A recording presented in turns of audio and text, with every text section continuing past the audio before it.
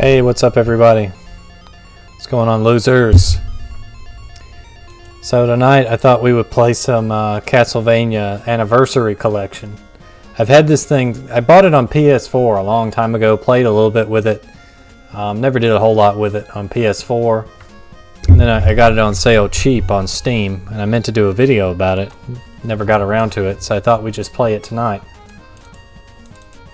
So I gotta go check the community poll after we share our live link, of course, and see what you guys voted to play first. When I last checked it, Castlevania 4 was in the lead, but these polls, they have a habit of surprising me. They have a habit of surprising me, so usually what's in the lead after I post it by the time I go live is not.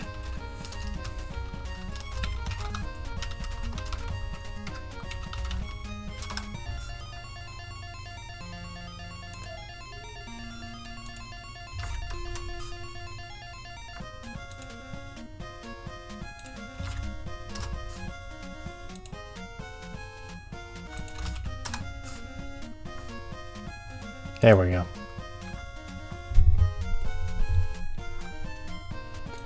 This music has been playing for at least 3 hours because I set the stream up very early this morning. Not this morning, this evening. And so I've just kind of had it sitting in here so I could push play when I was ready. So it looks like the winner of the stream is the original Castlevania. So Simon Belmont will be first up tonight. So first place was Castlevania, followed by a tie for second between Castlevania 3 and Castlevania 4. And then Belmont's Revenge had like 1 or 2 odd votes in there. 1 vote, actually, I think. And then nobody said Bloodlines, which is surprising. But anyway, let's get started.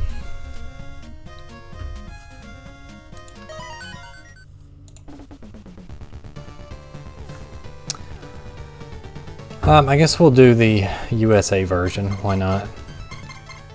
This is just one of those kind of plug-and-play controller setups, so I hope the controls are good. It looks like they are. Just using an Xbox 360 controller, essentially.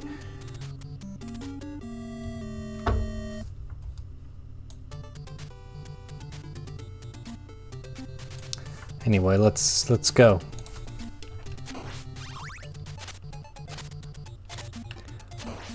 Not really sure what's up with the resolution here.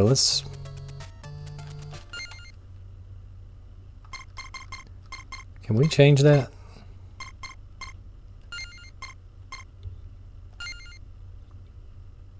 This will probably look a little bit stretched, but I like that better than like having the big black bars around like the whole thing, which makes the video look kind of small.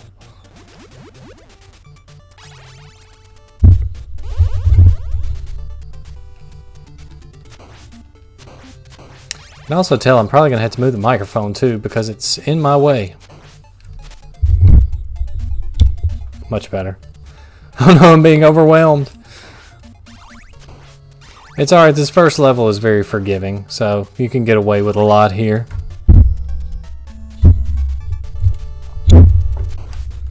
When my sound quality goes down, let me know and I'll adjust it again.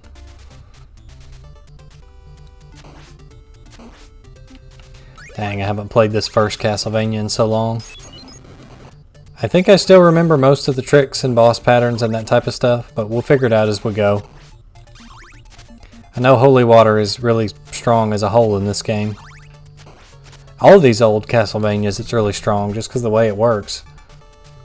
You can stack damage across enemies with it.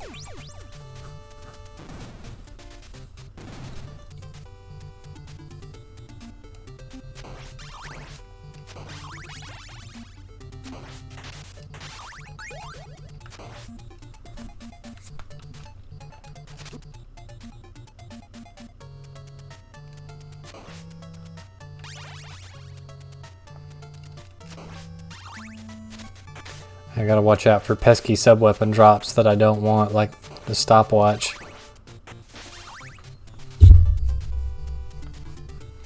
Stopwatch isn't too good in this game. It really loses its use except for maybe some tricky to navigate sections with enemies, but you could always be carrying something better at that point.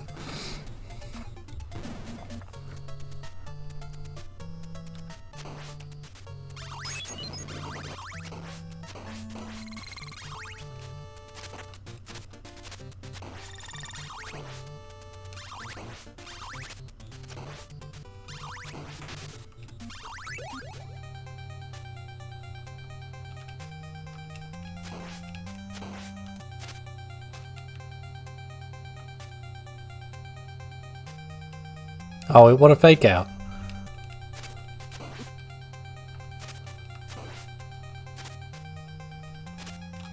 You've seen me play 3D Castlevania, now it's time to see me embarrass myself with 2D Castlevania.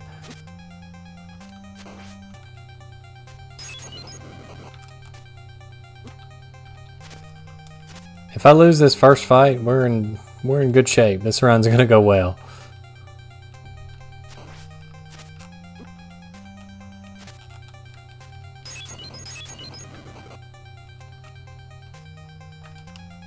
There we go. We almost died, but close only counts in horseshoes and hand grenades, so it's fine. We're good.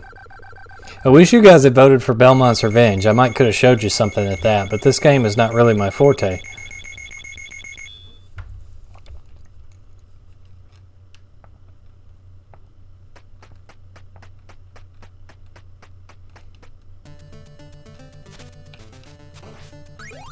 And I just lost all of it. What was I thinking? To quote the AVGN.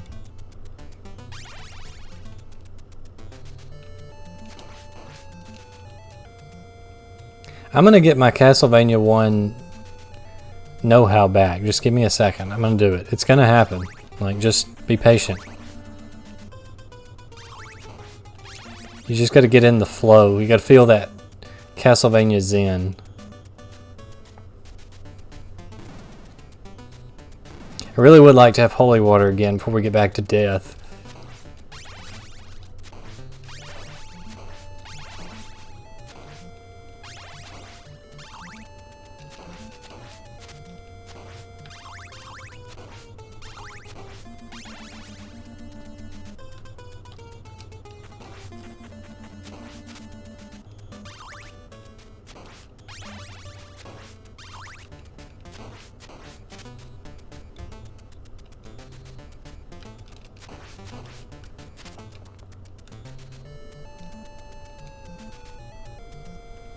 Notice that platform there has the same palette as Simon does.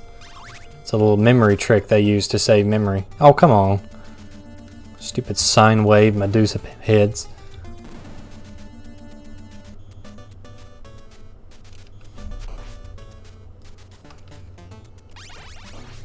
Now this falls into the category of Castlevania games where spikes kill you instantly, so we gotta be careful. It's kind of funny how you can split Castlevania games into games where spikes are an instant death and games where spikes are not instant death. With the kind of exception being the N64 games, oddly enough, because there are some spikes in that game that aren't instant death, and then there are some, like in the tunnel stage, that are.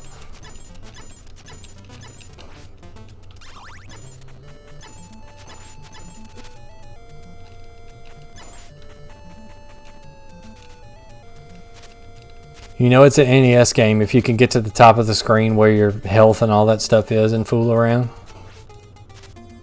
It's like in Mario Brothers 1, 2, running alongside like the health, not the health, but like the coin and all that stuff.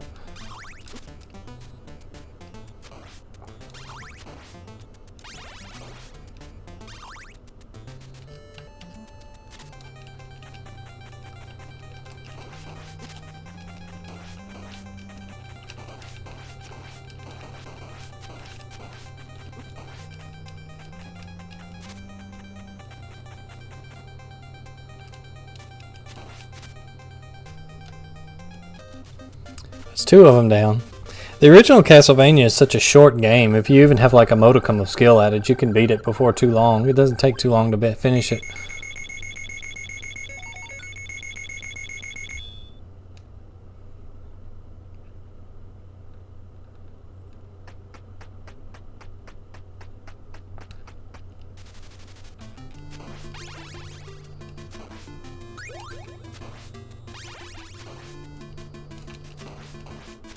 Yeah, let's go ahead and get it. It's pretty good against the mummies. If we can get a 2-block between now and the end, that'd be really nice.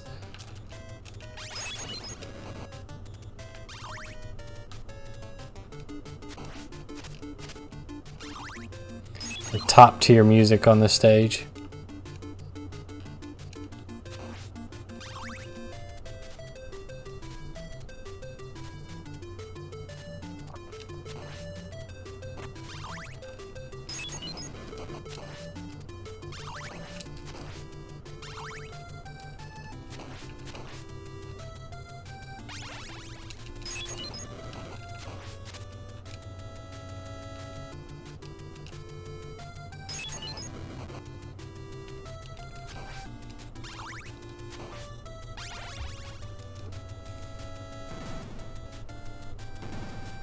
Review Fox, I wish Haunted Castle had been put on this compilation, but that game is so sluggish and bad that most people probably would have seen it as a detriment to this collection, so they didn't include it.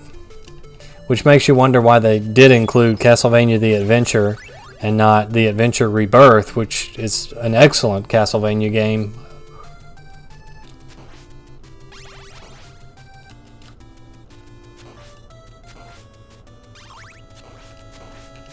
Fortunately, I managed to buy the Castlevania The Adventure Rebirth on my wife's Wii console many years ago, so I still have a copy of it.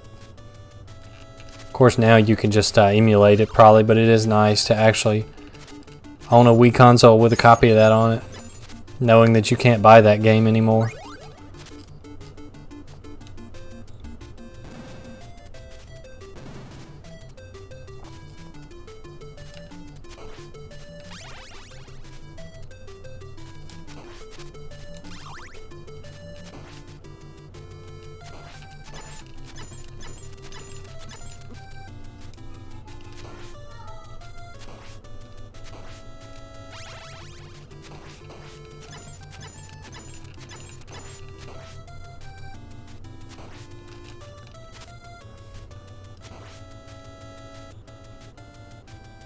The perspective on that always confuses me because we're in the castle, yet there's the castle in the background.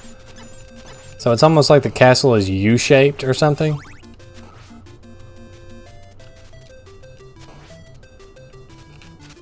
We got plenty of time, so we're just going to let that disappear rather than risk that.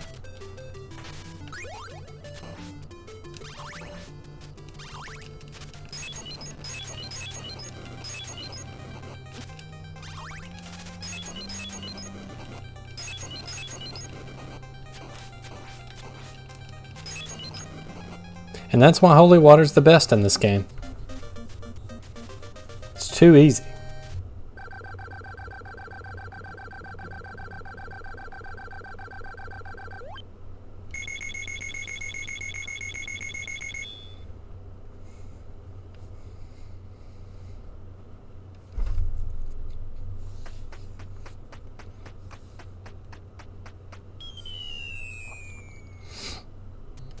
After putting his shins back together, we'll continue along.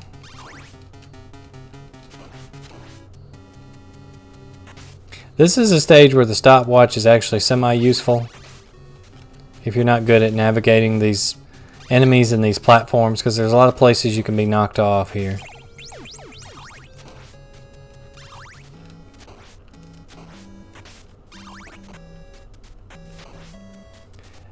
And if you walk at certain areas, it will respawn the bats, which is annoying.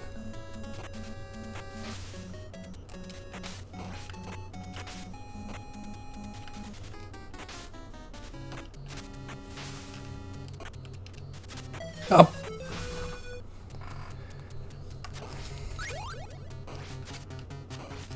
That is not what we needed to see happen there. Yeah, did you notice the platform? It changed when I did. And did you notice when I jumped in the water I died because I'm bad at this?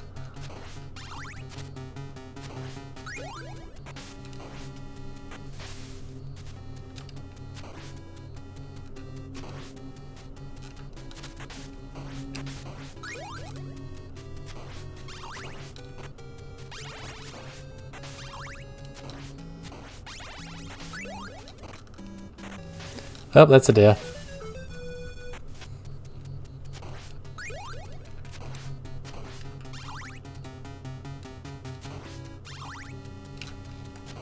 It happens to the last of us.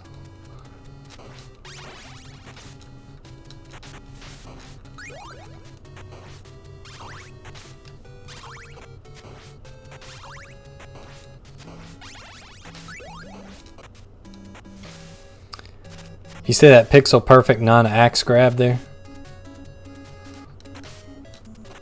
Totally meant to do that.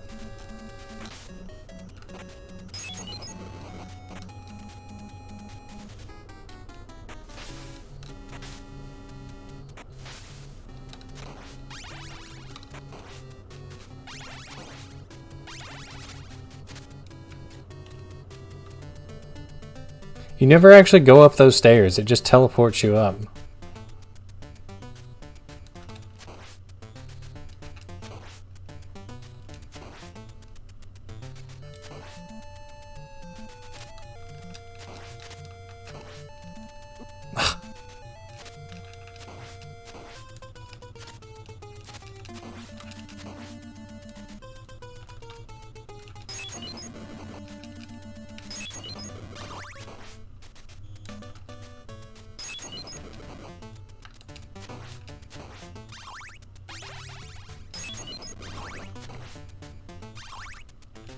Give me the hearts. Look at this. We don't care about no bone dragon. Just walk straight through. Oldest trick in the book.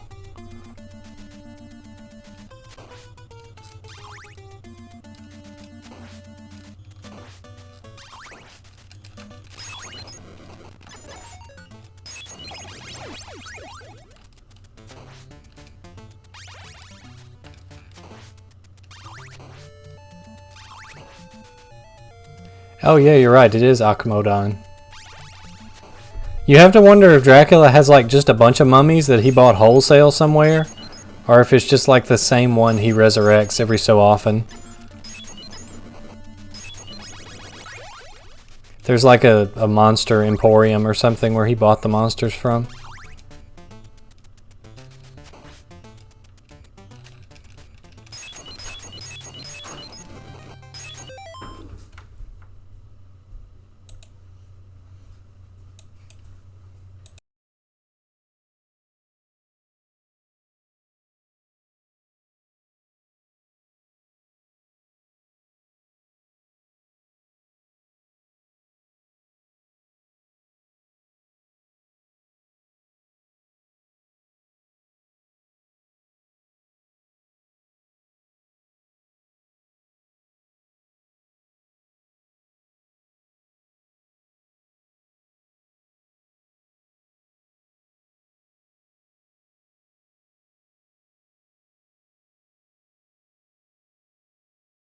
Nope, we're back. Sorry about that. I noticed the text was on the screen still from the pre-stream, so I wanted to take care of that. What in the world?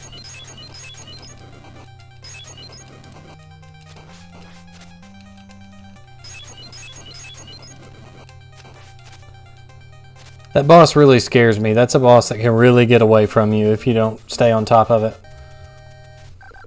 We kind of got lucky there, dodging the fireballs and killing him just before they got to us.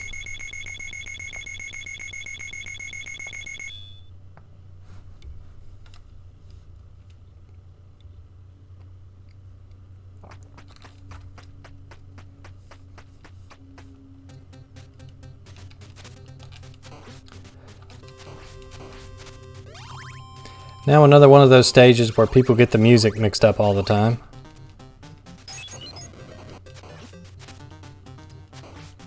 An effective strategy I find is to lose half your health before you even finish the first screen. That way you play with optimum precision later on.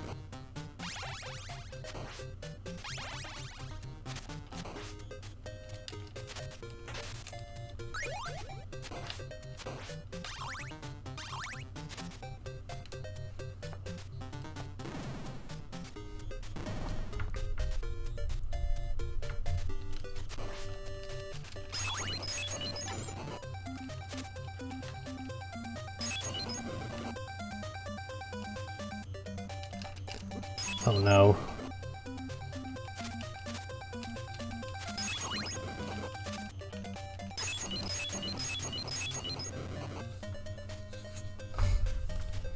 I'm surprised Castlevania didn't get the confusing entry like Contra did with Contra Force.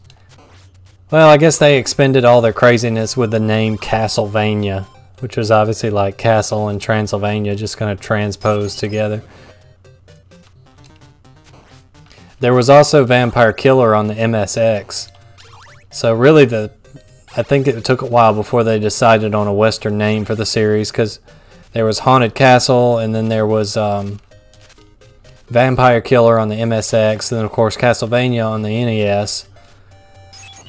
So yeah, it's like they really, and you know, they were all just a Kumajao Dracula in Japan. So they were really thinking hard about what to do with that.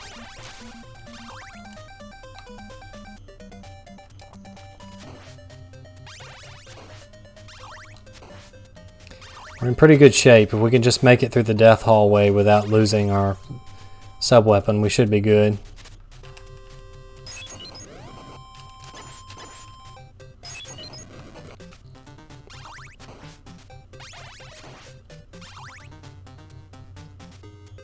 There's also a crash that happens sometime in this next room. So I'm going to make a save state here in case it does crash. Because it happens on the PS4 quite frequently. It doesn't happen in the Japanese version, just in this version. And it's in this room. I don't know what it is about this room.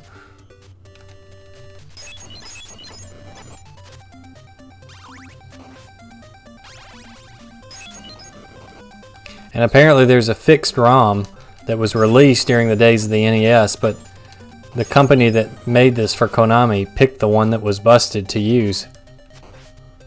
Or downloaded it off the internet. That's probably honestly where they got it.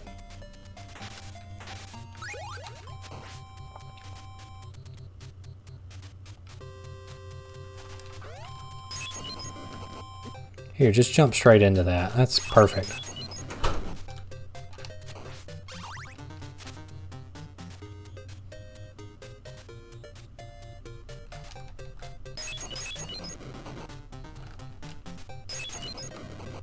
Alright. Once you get rid of those two guys, this is pretty much smooth sailing through here. If I remember correctly, death spawns on the right.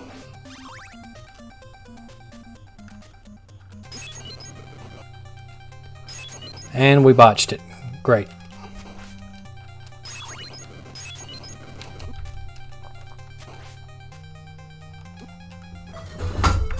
Well, this just got a whole lot harder.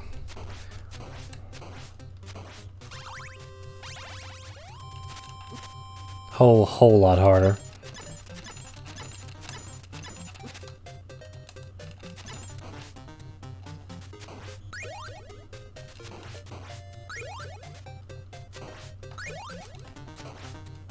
At least we get the cross.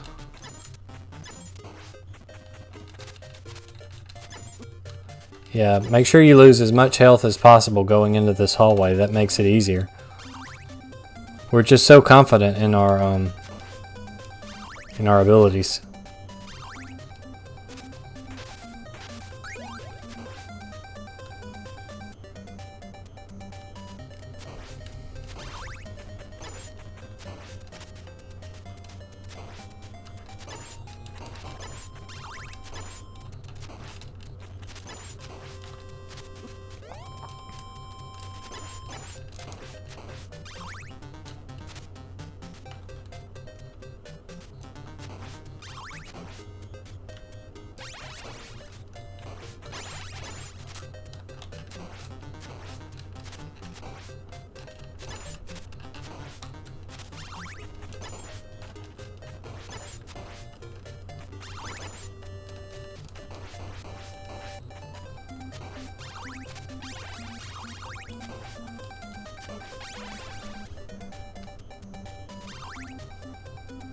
Yeah, some of the music stuff is weird in the MSX version. It's a little bit different.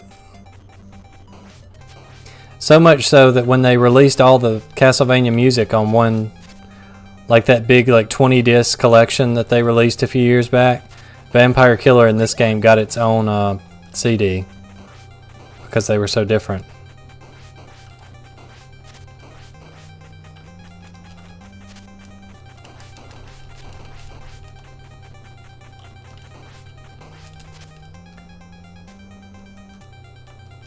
Go away, axe. No! Jeez. You would think that crap would despawn after he dies. Here, yeah, just take all of my health away. Thank you. Oh my gosh.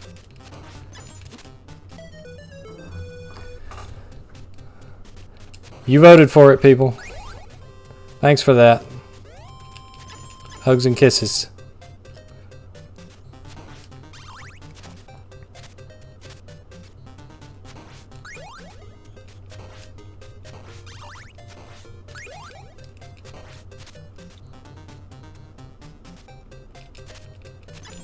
Have to do this just right or he'll clip you with that fireball.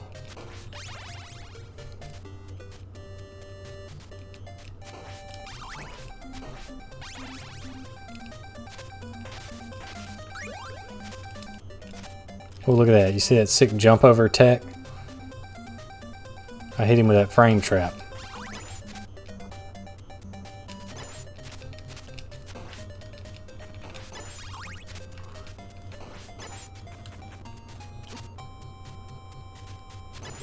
Dang it.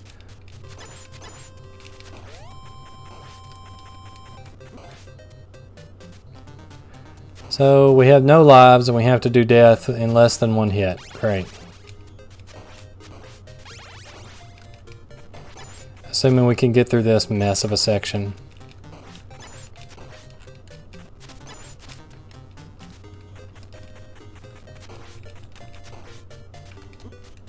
And we can't. That's great. Alright, back to start. Shouldn't have woke Daddy.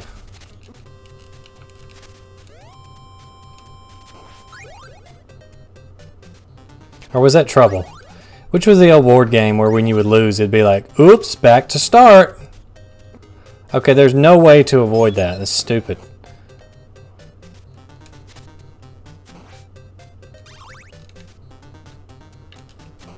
This is the Dark Souls of the NES. Actually, this is a lot easier than Dark Souls.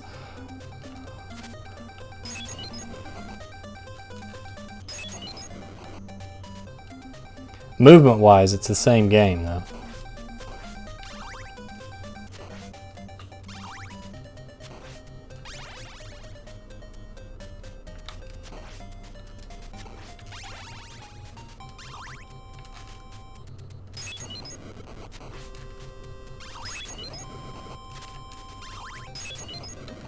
There you go. Take another hit.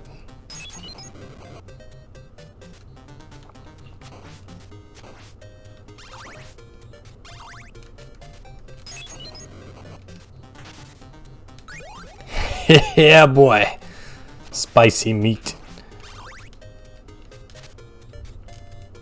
I guess we just don't get that hard. Okay. Fair enough. You're now noticing that that window I'm standing under is slightly off kilter at the top. You can never unsee that now.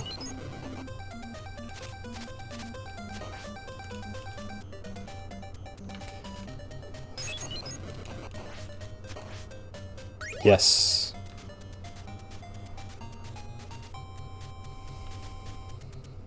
What? He can't throw one that fast? This game's changing the rules of engagement. I don't know what that is. I've never seen that. It's not right.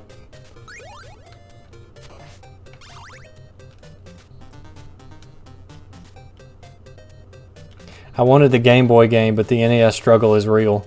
I hope you mean Castlevania Belmont's Revenge, because the other two aren't that good. Or do you mean you voted for that game? Yeah, once we finish this, we may do that one next, because that's probably the one I'm best at. It's super solid that they put that on the collection, actually. I'm really glad that game is on there.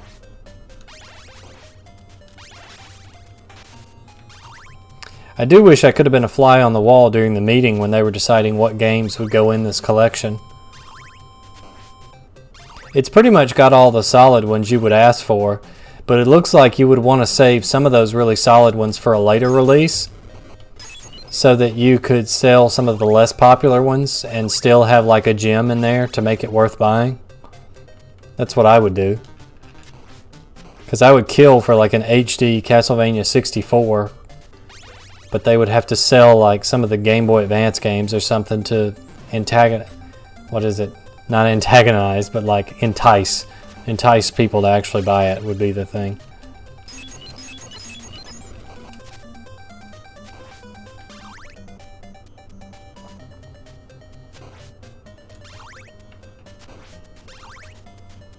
I don't like how these games, when they ported them to the United States on the NES, they basically decided like, hey, how much damage you take should depend on what stage you're on rather than what enemy hit you. I never like that.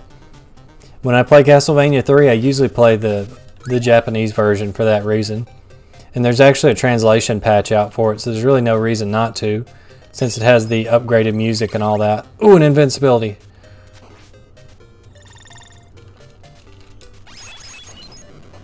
Oh man, what a lucky break.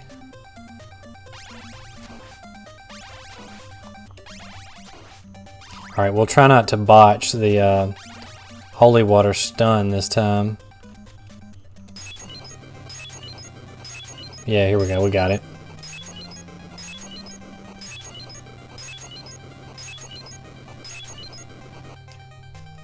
You're too slow!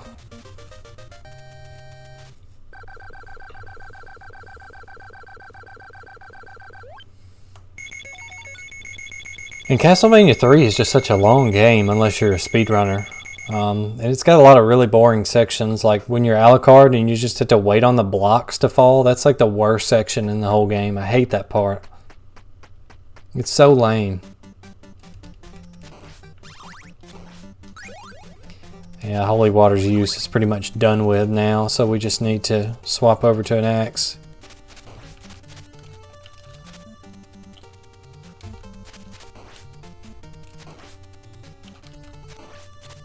Alright, see you later, bat. You chump. Oh, what? Did you guys see the job posting at Konami in 1998? Or whenever this came out? 84, 85? Looking for person who can draw correct collision boxes. Did not find them.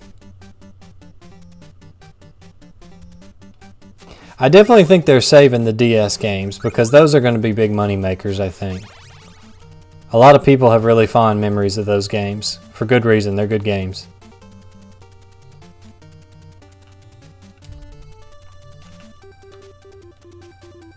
Thanks for the fireball.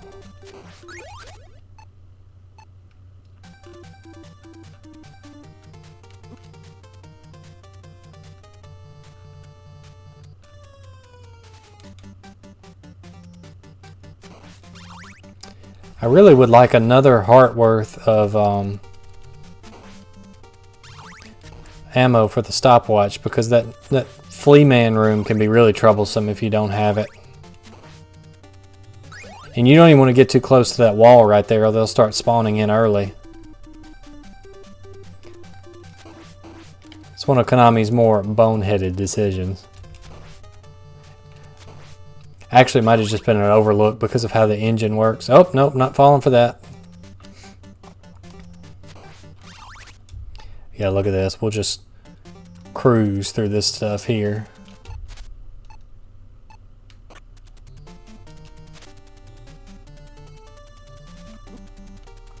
Thanks for knocking me into the stairs, my man.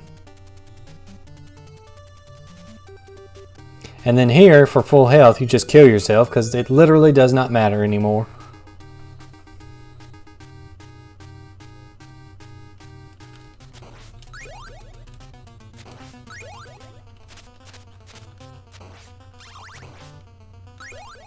Oh gosh, that bridge in Haunted Castle is awful. It's intentional game padding. It's terrible design.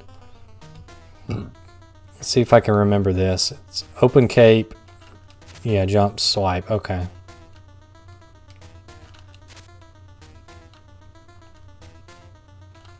I have the idea, but not the execution, I think. That's another problem. This Dracula always tries to appear on top of you, and his hitbox is so fat, it'll hit you.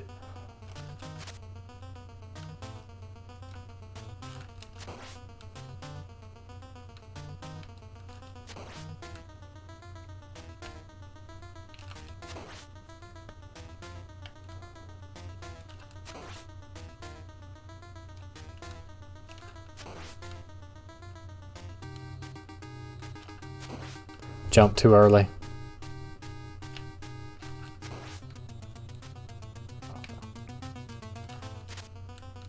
Too late.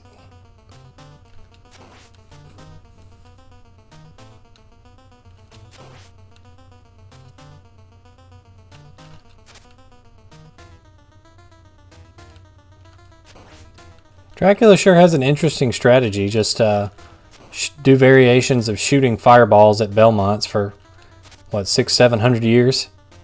Never really changes up his strategy very much. Heck, in the Castlevania Judgment, the fighting game, that's all he does. It's like spam fireballs.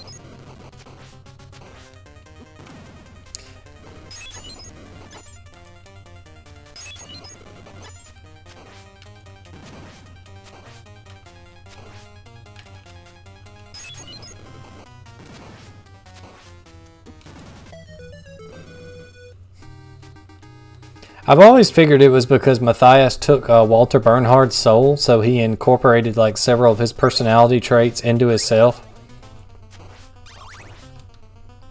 Hence, like he just loves this cat and mouse game. Like, he never goes and tries to kill the Belmonts in the village. He just like sets up a castle that's always difficult but possible to get through, and then just kind of waits.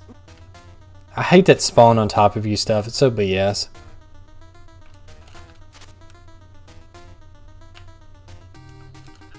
He should spawn like in the direction you're walking or something, not right on top of you. Because you have a split second to decide which way to walk. And because his hitbox is so fat, the sprite will actually turn to face you if you cross his axis, so it's really annoying.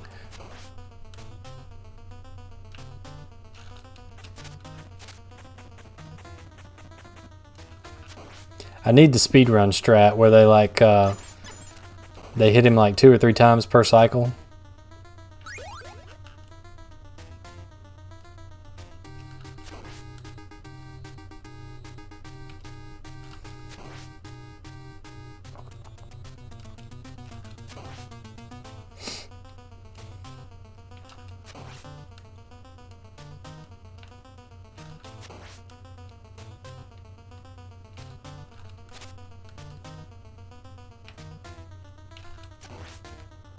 Come on.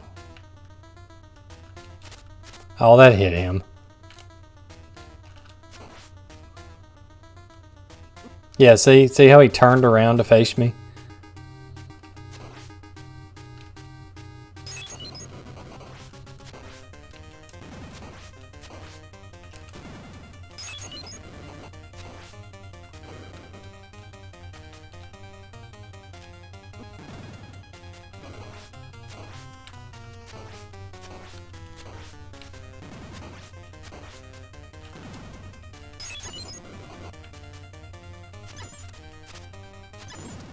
Like, how are you supposed to know when he does the long jump? That's what I don't understand. Like, you would think that he would have to do it when you're about to be backed into the corner so that you don't take a guaranteed hit, but that's not always the case. Sometimes he'll still do it.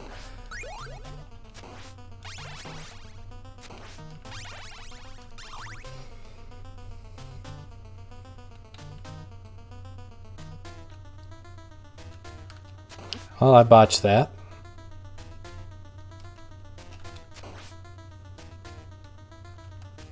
It's always good to start off any boss fight losing 1/4 of your health. That's always an excellent strategy.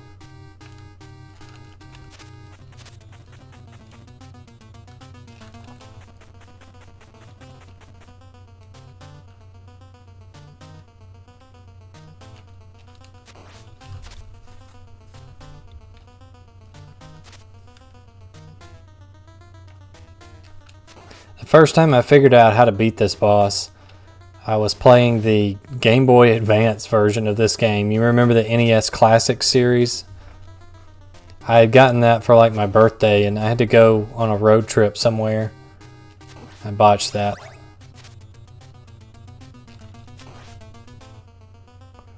And so I had nothing to do for like 2.5 hours. So the whole time I was just sitting there trying to figure out how to beat this. And finally I was like, oh, jump at the last second. Open cape, jump, swipe head.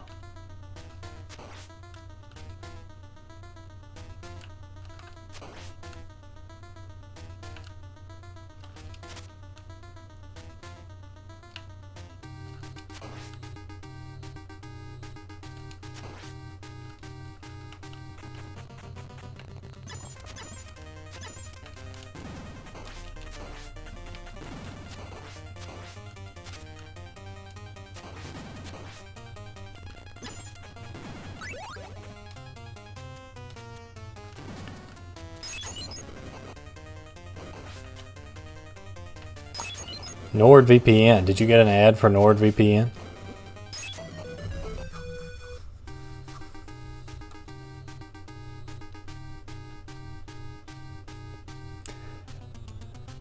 Oh, that was Ernest. I'm just now getting caught up because every time you do this fight, it lasts like 10 minutes and then you die and you have to do it all over again. Yeah, I wish NordVPN and Raid Shadow Legends would call me up. I don't know, I don't get my main source of income from this channel. So I could probably, at least initially, afford to turn down something I didn't like as far as sponsorships. But it does raise the question of like, you know, this is money I could take and put back into the channel. But I mean, I guess everybody starts out there with good intentions.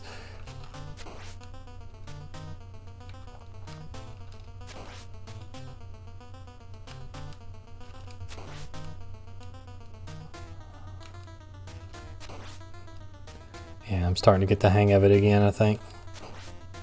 Give me that. There we go. The turnaround, it gets me every time.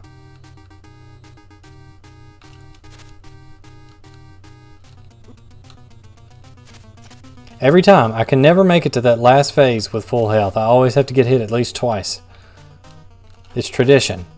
It's like when on Christmas, when we open presents, we bring out the NES and Castlevania, and I get hit twice before we eat Christmas dinner. We do it every year.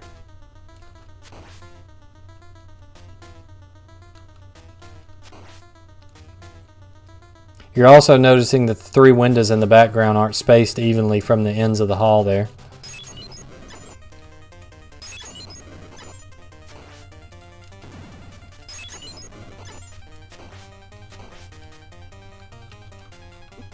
See, you can never tell if he's going to jump high or low. Oh, and there's the high jump. I wonder if it's every 3 jumps. No, because then he just did it again.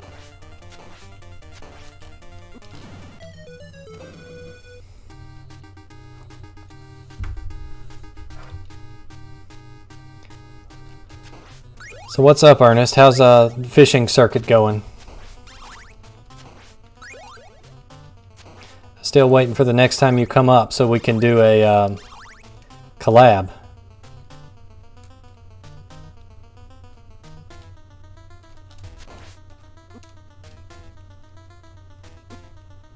Yep, see, I got hit twice, as always.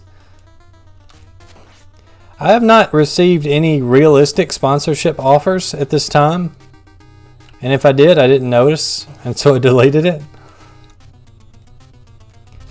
I did get some like strange Russian stuff, which I think is just like spam, which I just deleted. But no like Raid, Shadow Legends, NordVPN, Audible. I need to do a community post poll and be like, if this channel ever gets sponsored, who do you think it is that will come knocking first? I'm imagining Raid Shadow Legends. At least NordVPN has a use as a product.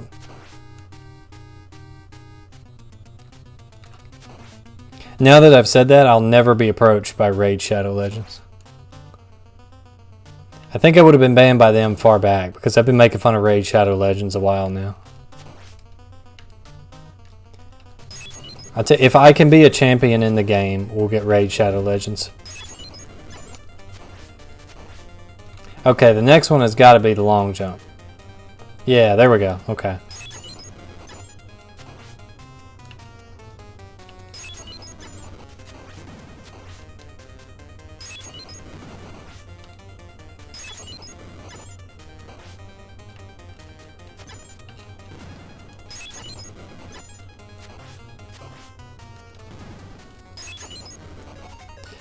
Down. Alright. Cookie Monster Dracula defeated.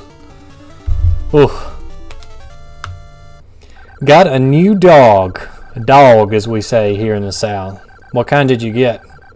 Actually, I saw the picture. I did see the picture of the new dog, but I've forgotten because I have the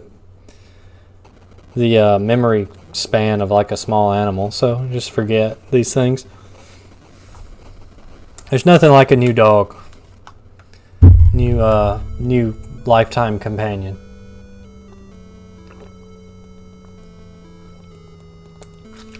Always remember to rehydrate, folks.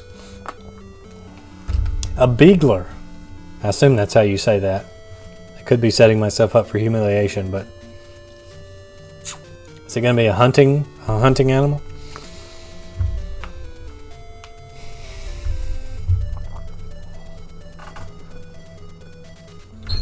Whoa.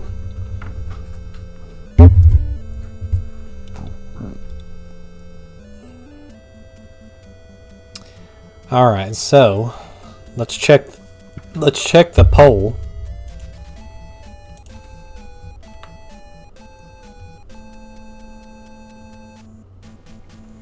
So Castlevania 4 is in second, Castlevania 3 in third, and then Belmont's Revenge is next.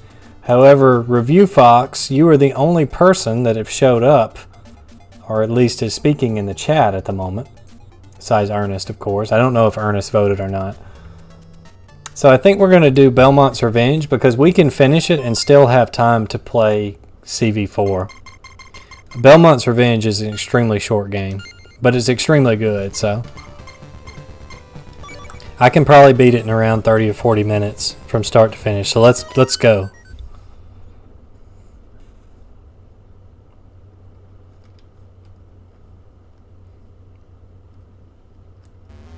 This game also has some of the best music in the whole series, and it's on a dang 8-bit Game Boy sound chip. It's amazing. Which Cloud Castle definitely has the best music, maybe in the entire game. All of them are solid, but we'll save Cloud Castle because it has the best, and we want to savor it. We want to savor the whole thing. So let's go with Crystal Castle for Christopher's theme, first one. No, but I'm eligible. So I've had monetization for about 2 weeks now. So and it's progressing nicely, much better than it was 10 or 11 years ago when I used to have monetization. Mainly due to my Mortal Kombat stuff, like my tutorial vids, they've been killing it. I need to make some more tutorial content because people really love that. I'm trying to strike a balance between like playing stuff that people want to see, and then also like I look at my TubeBuddy like keyword stats and that type of thing. It's like, okay, you're the only game in town for this. So anybody who searches this, they're gonna find you, which is nice. But it can't be too obscure or nobody will ever search it. So striking that balance has kind of been where I've been at now. And just uploading stuff I like. I mean, if I make a bunch of money off YouTube, great. If I don't, who cares? I enjoy doing it. I enjoy gaming. I enjoy hanging out with you guys on Monday nights. So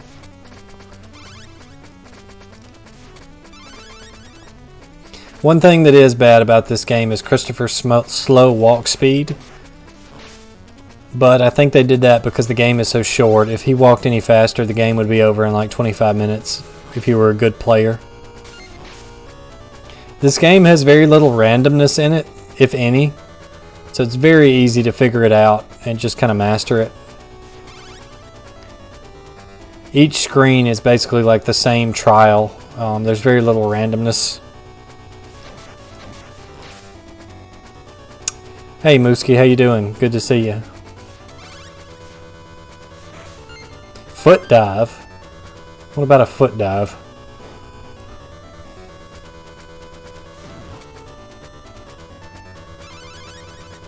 Yes, there's a secret passage up there. No, I'm not going to bother getting it because I don't need it. But I know a bunch of you will point out in the comments that I missed the secret passage up there.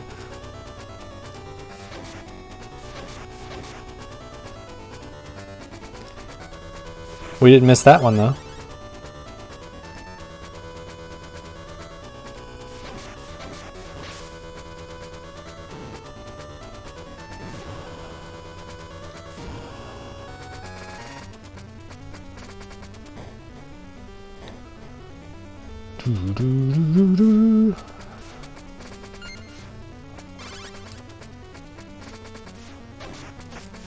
You ready to see my top tier strat for dealing with this guy?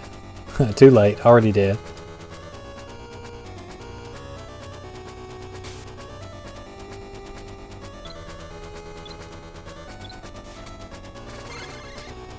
This game has no business being as good as it is on the Game Boy.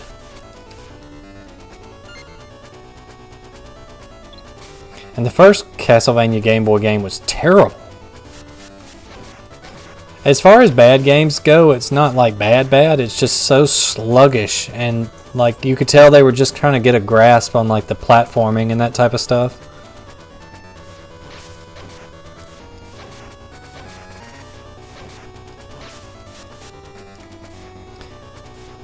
And it's only 4 levels long, so there's a whole lot of padding. I'm doing good, man. It's been a busy few weeks at work, but game nights are holding it together, I guess, with my mental sanity.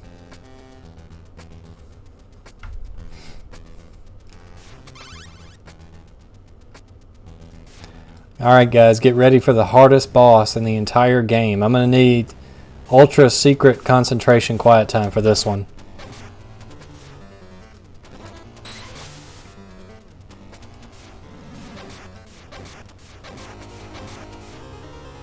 Like this is just, woo. I dread this fight, guys. When I was going to stream this, I was dreading this fight because I knew that this one's going to give me a lot of trouble. Look at this. Oh my gosh. Can't believe we made it through that. Wow. A Castlevania money? Or you mean movie? I think you mean movie. The Netflix series is really good. Have you seen the Netflix series? It's good. It's a cartoon, but it's definitely not for kids. It's an adult animation. And I don't mean like an adult animation. I mean it's like an animation for grown folks, I guess.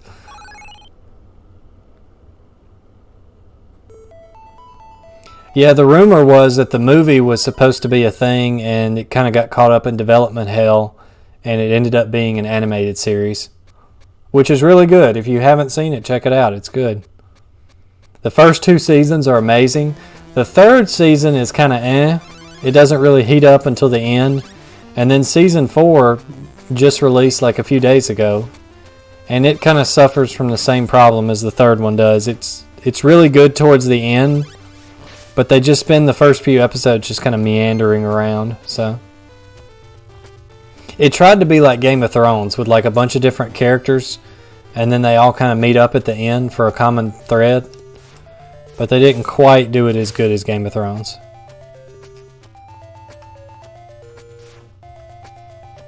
This is actually not an emulator. This is Castlevania Anniversary Collection on Steam. But I think there is you can get the Sega Genesis collection or whatever. I think that has Altered Beast. I think. The Genesis version.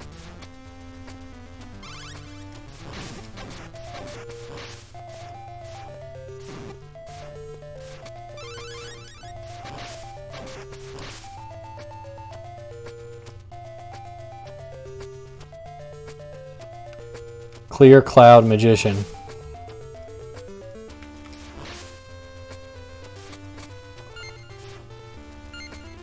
We're saving that Cloud Castle, man, because the music is top tier. It's the best in the whole game.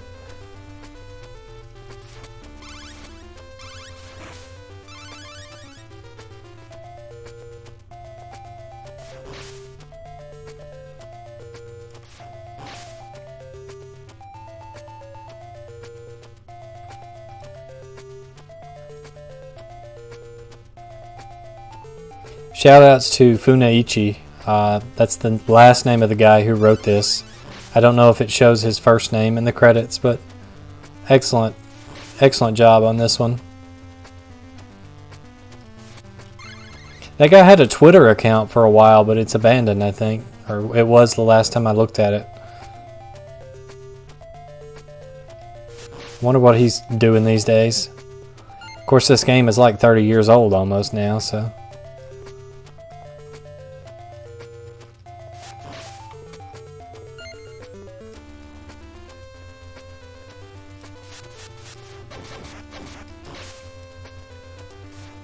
Come on.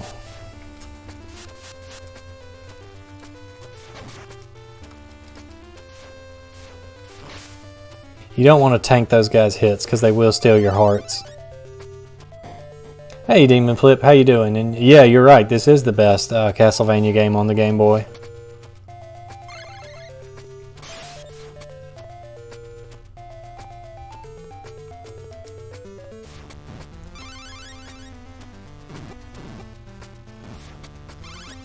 This is one of the first games I really remember playing.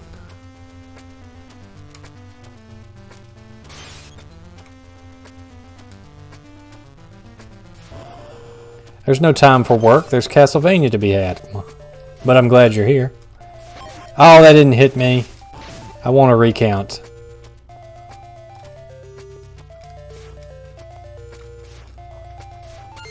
Yeah, so like I don't even know why I have this game. I still have the cartridge over there on the shelf. This is the Steam version, but so when I was a kid, like all my first gaming systems were all hand-me-downs. Like I had a cousin, like all my cousins from my aunts and uncles are older than me by several years. So my aunt, her daughter had an NES with like all the standard NES games, like your Mario Brothers, your Duck Hunt, Alpha Mission for some reason, Gyromite. And so when she got like graduated high school, college age, whatever it was, they're like, hey, do you think Trent will want this NES? And my parents were like, yeah, sure, we'll take it, you know. Little did they know they corrupted me for the rest of my life by introducing me to video games. Thanks a lot, Mom and Dad. Love you guys.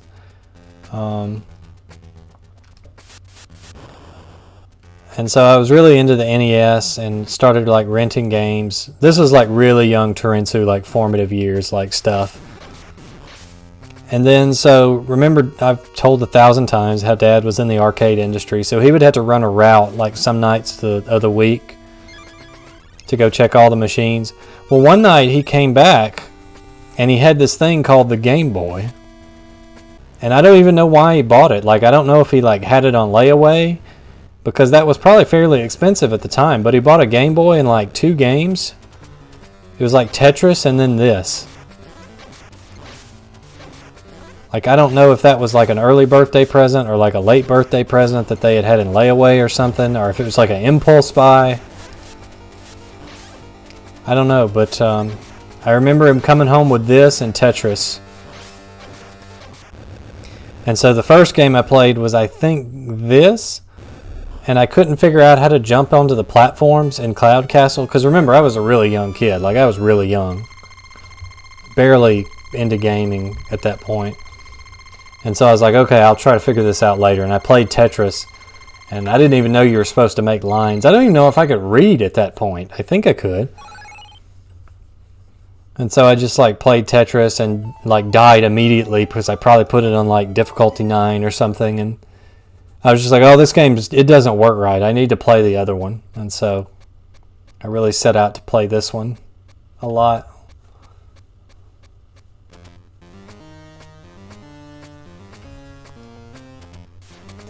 The first game you remember playing was a 3D Mario game on the on the GameCube. I'm really showing my age then. I don't know if... I think I count Super Mario Brothers as the first game I ever played, just because it's the first one I remember.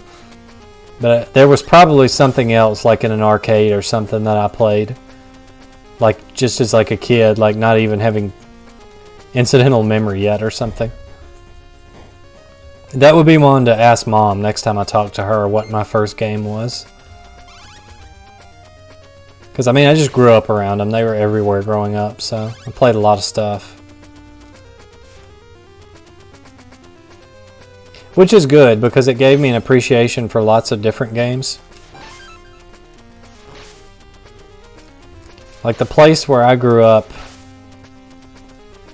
the main pastimes were hunting and teen pregnancy, so most of the folks there, if they played any kind of game, it was like, oh yeah, I played Mario Brothers, or I played, you know, whatever, Madden. Madden was huge, and like sports games.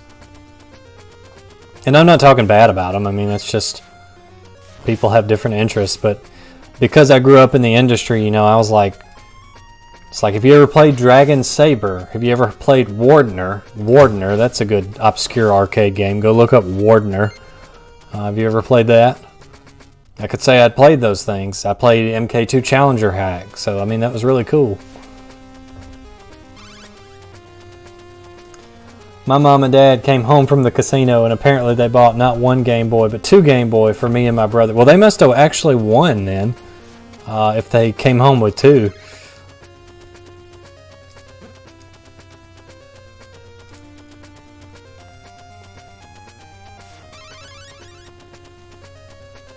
Yeah, Christopher Belmont is the only Belmont that has to deal with ropes. It's like no other Belmont has to deal with as many ropes as he does. It's very bizarre.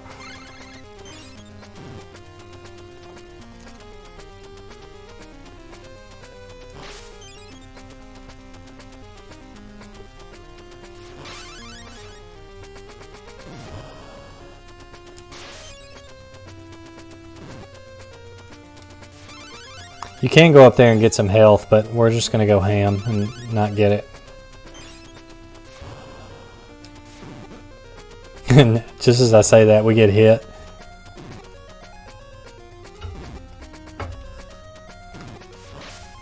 For as slow as Christopher moves, he has a decent jump arc. He can go pretty far with his jump.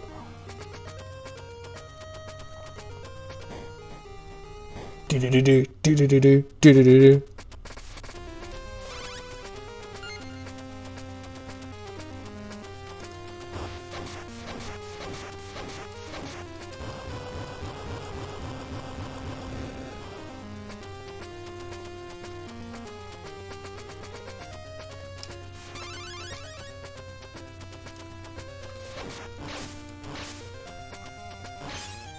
That's probably the most dangerous enemy in the game right there, because it can downgrade your whip. Unlike every enemy in the adventure, that's the only one in this that can.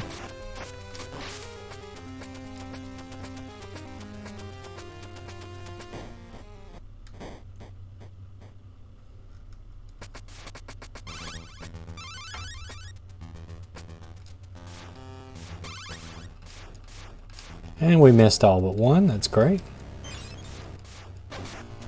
Oh, Original Sin is the name of that music track. Yeah, that's an extremely good one. Technologically speaking, that's a very impressive track. I don't know what genre you would call some of the music in this game. I mean, obviously it's Game Boy music, but like the composer probably had a certain like genre in mind, but it's all good.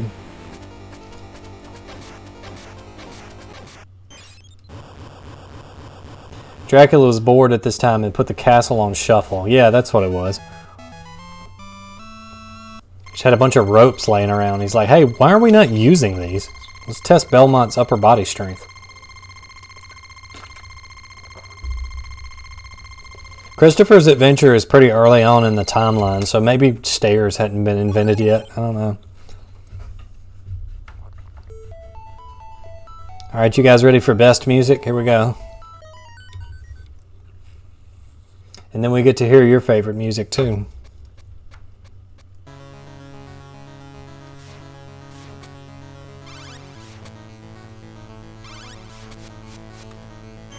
I don't know why I thought that would work.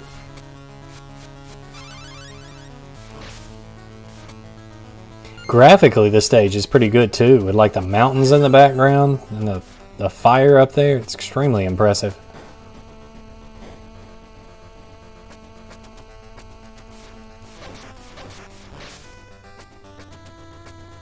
It actually sounds better in monorail, in my opinion, because there's some of the channels that bounce back and forth on this song in stereo don't sound as good as if it's all one voice. Right now I've got on headphones, so I can hear it bouncing back and forth. Hopefully you guys just get the monorail version.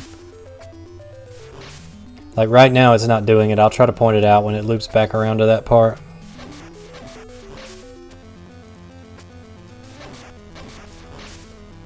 Oh yeah. The music is pretty good in Castlevania The Adventure. It's just the gameplay is absolute garbage. And the level design is terrible. Like, The Adventure would be fine for a first attempt if the level design was better. But, like, in a game where the protagonist moves about like frozen molasses, you shouldn't have, like, instant death, one-frame jump spike traps that you have to jump across. It's just insane to expect anybody to be able to do that. Oh, yeah, and then your whip dies after one hit, which is great. There's just a lot of, like, boneheaded decisions that made that game bad. That could have made it okay. This game would still be better in every respect, but it would be better.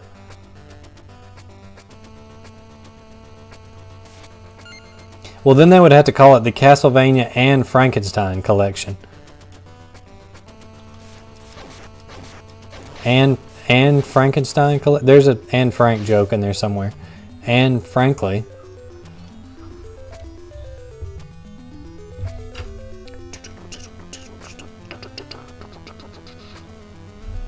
can somebody ban that guy? Oh wait, he's the mod. We can't. Never mind. You know, it's funny you should mention that. I actually thought about revisiting that game to see if it was as bad as I thought it was. Spoiler, it is.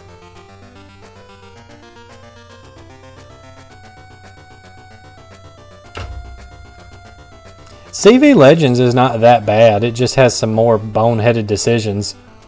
Like the trap rooms. Whoever thought of that was an idiot. The graphics aren't as good. The music is kind of a mess. Other than like the first stage and the arrangement of Vampire Killer at the very end, the music's kind of a mess. The first stage is good. The second stage music is good. And then like the very last like final boss music is good. And then the rest of it is kind of eh.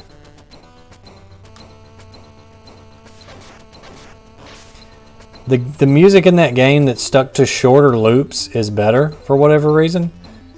Like, I know you want a long enough loop so that you don't notice it's a loop, but like when they tried to go for longer loops in that game, the sound quality just gets really muddy for whatever reason.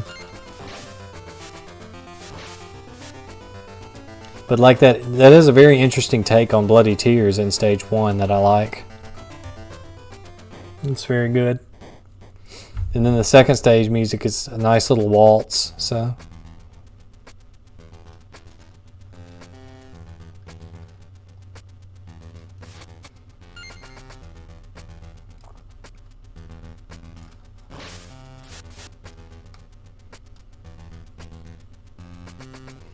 Well, if they were going to do that, they should have got the rights to 8 Eyes, I think was the name of that game, 8 Eyes. With like where you go to like the House of Usher and all that stuff. Actually, I think it was like the House of Ruth. I don't remember. But like you have to go through 8 houses at the beginning and you like have this bird you can use. I haven't played that game in a very long time. It wasn't very good that I remember. Oh, the Forest of Silence, really? The one that's just like the snare drum, like 2 snare drum beats and then it repeats? Yeah, that's an excellent choice, my man. You're about to be stranded on a desert island. You had to pick one Castlevania song. That's the one you pick.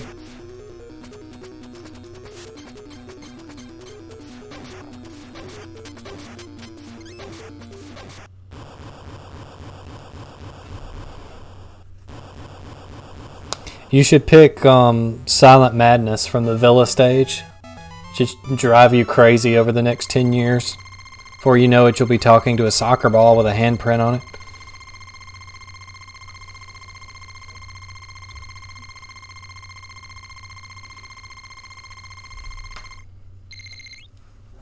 And the funny thing is, like, that's mainly a snare drum based piece. But like, for example, in Tunnel, which has the best song in the whole game, like the snare drum is like the highlight of that song. It's really good. Like it draws that whole song together and makes it great. But just it's like they were making a song for Forest of Silence and then just like, nah, let it be silent.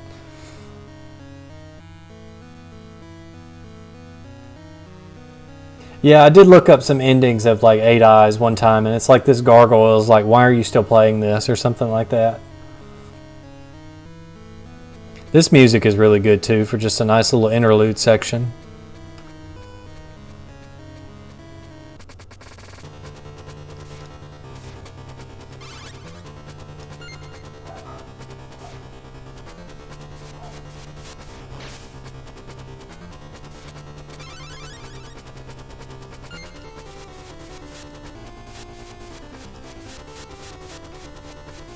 Ah yes, Oscar Araujo composed that for Mercury's theme. I think he's like a professional like orchestral composer.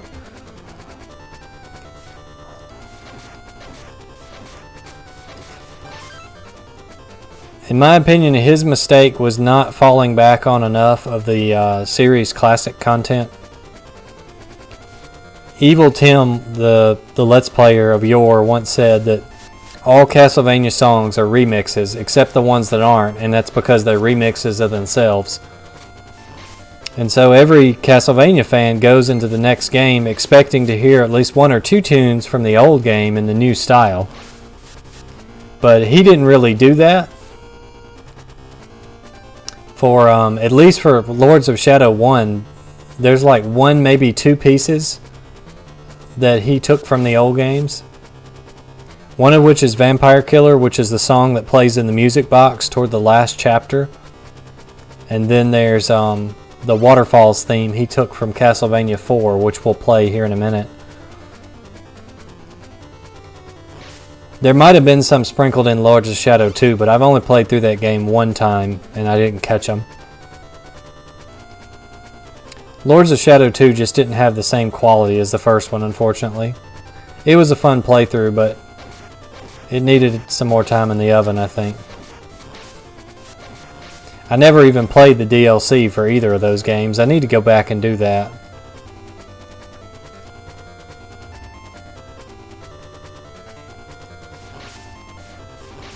I know you get to play as the little girl vampire for a short part of the other one.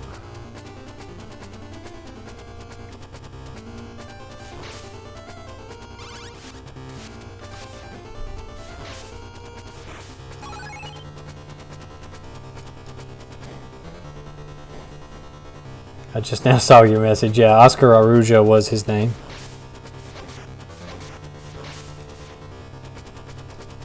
I have that soundtrack on CD somewhere. It's so good. It was still excellent despite my griping about not having any remixes in it. It was an excellent soundtrack.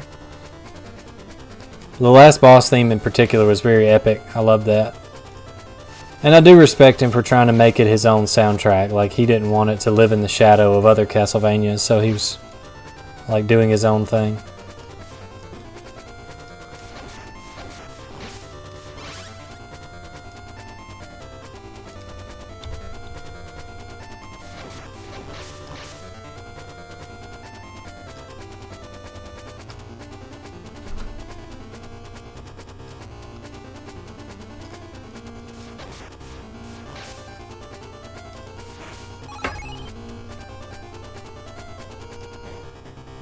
Did he compose both of those, I wonder? Did he do Lords of Shadow 2 or just the first one?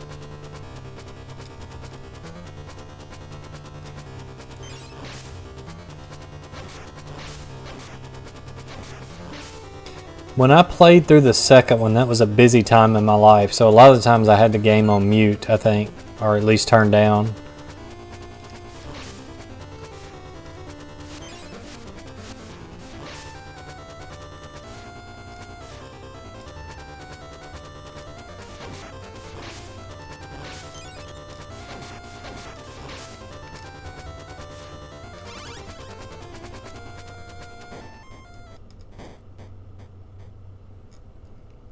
Yeah, I need to go take a closer listen at the second game's soundtrack to see if it had some bangers in there like the first did. Because it was really good.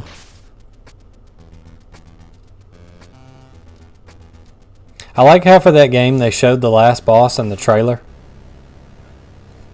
Well done, everyone.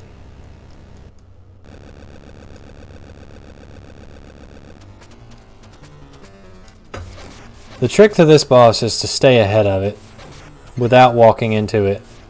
About every third or fourth cycle it'll appear in front of you. See that right there? And you just have to make sure that you don't walk into it. But other than that, you want to stay as far to the right as possible. And if you stay ahead of it, you'll be fine.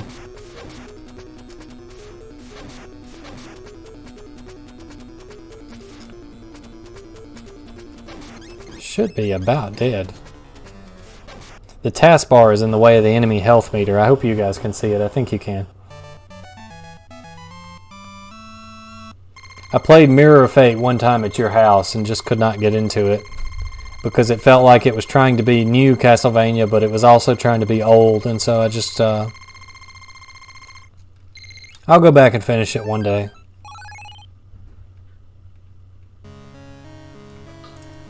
This next song is called Passipede. I'm not sure. It's a classical piece that was public domain that they reworked for the Game Boy. The next stage's boss is also a classical music piece that was reworked. The Chromatic Fantasy or whatever it is.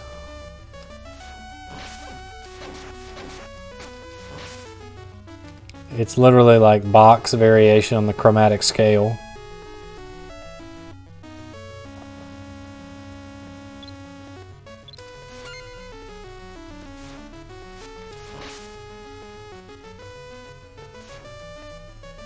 Never thought I'd get to talk about the chromatic scale in a live stream.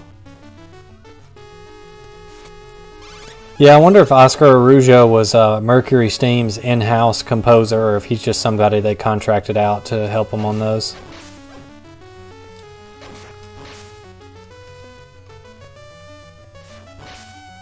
No.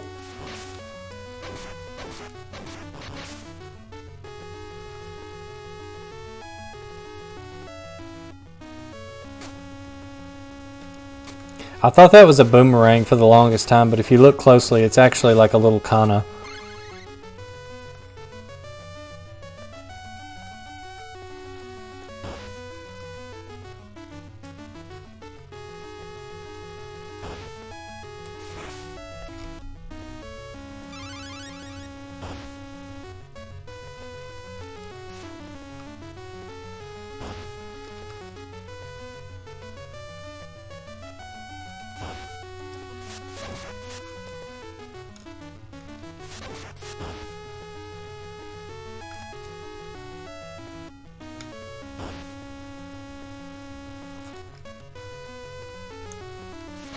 Claude Debussy is the guy that composed the song originally. You can go look up like an orchestral cover of it, or a performance of it, I guess you could say. It's a very nice song. If you like old style, like classical piano and orchestral pieces, things of that nature.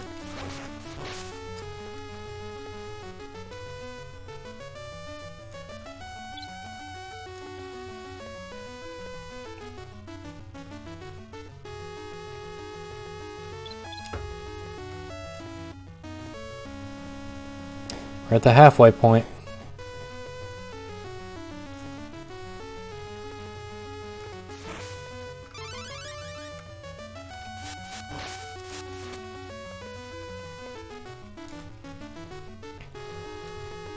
Dracula really needs to work on his foundational architecture, man. He's got like gaps in the floor and ceiling, a bunch of ropes lying around.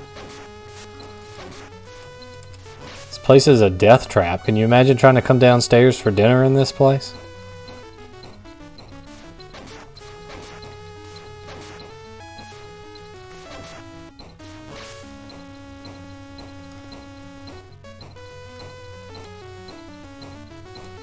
The speedrun strat is to just go straight through the gears and tank the damage, but we're not really in a hurry, so...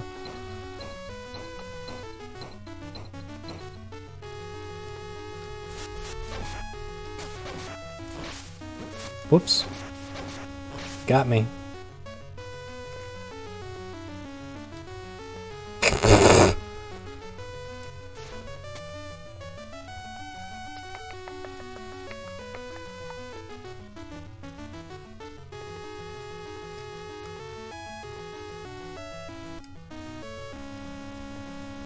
I want to try to save up a good bit of axe ammo because the axe makes this boss of this stage a lot easier.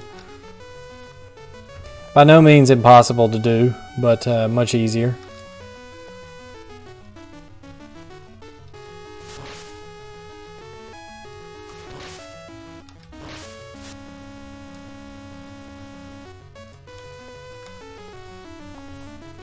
Most stages have a boss intended subweapon that they give you, and that's actually the least effective one to use. Like in this case, you get a free holy water to fight the boss with, but it's actually the least useful subweapon of the two that you have available to you in the game.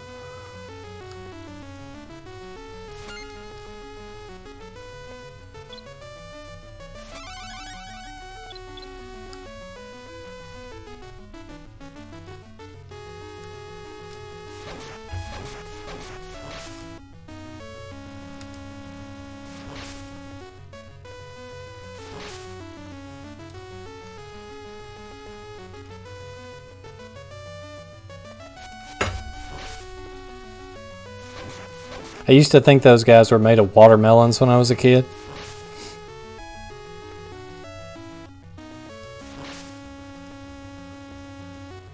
I used to call them like watermelon knights or something like that. I think it's just supposed to be like a ghost in a suit of armor or something, but...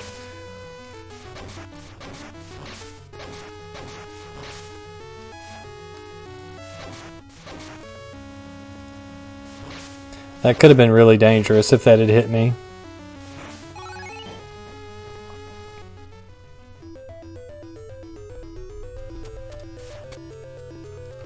Notice we get this spoopy music here.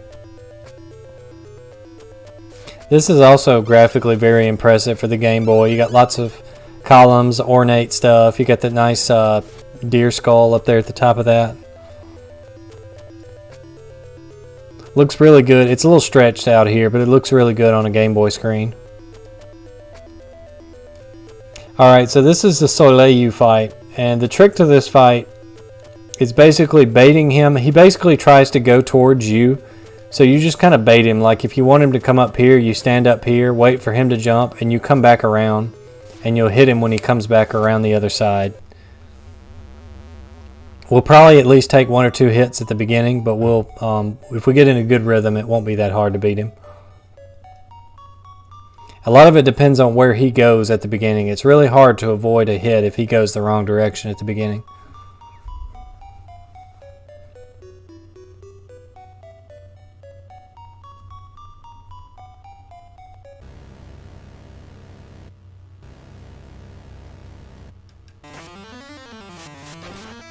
Yeah, see, he went towards us, but it's okay.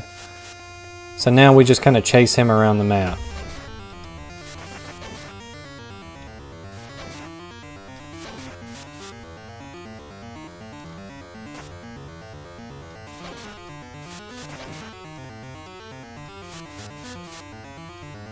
See, if we go high, he'll go high.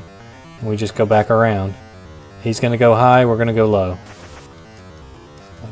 And see, if you have the axe, you can get an extra hit when he walks to the other side. Can't really do that with the holy water as easily.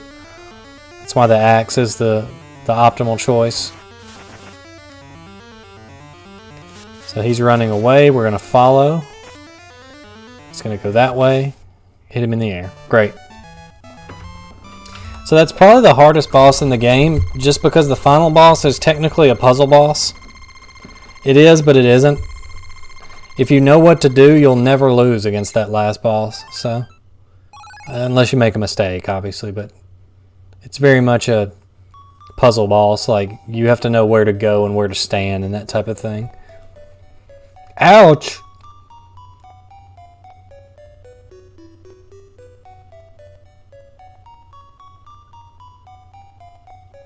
Since Dracula cannot use my powers, Dracula will use the power of the 4 castle. Why didn't he just use the 4 castle spirits to begin with? If he had them lying around, why did he have to do all this? Knowing that Christopher would fight twice as hard to free his son.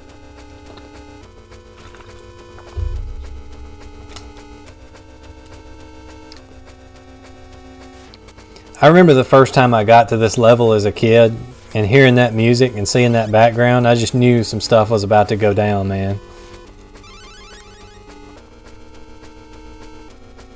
I literally wrote the strategy guide for this game like 10 years ago. If you go on GameFAQs, you'll find a strategy guide that I wrote to this day is still up. Now I gotta remember, when he's up at the top in the middle, do I need to jump through or do I need to go down here and duck? I think I need to go down here and duck. Yeah, I was right. See, he's going to go here. We're going to go over here. Here and duck.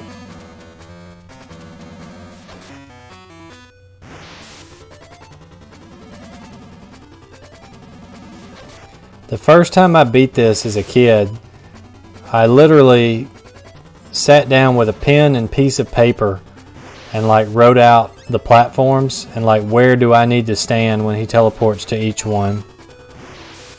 And that's how I beat it. I just made that little guide, and after about 2 or 3 tries I was able to beat it.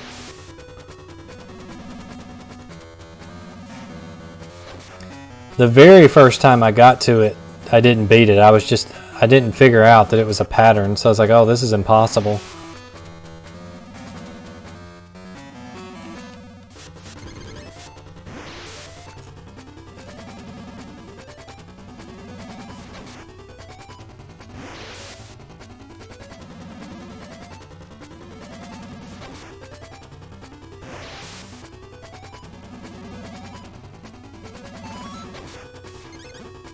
Well, so much for no damage.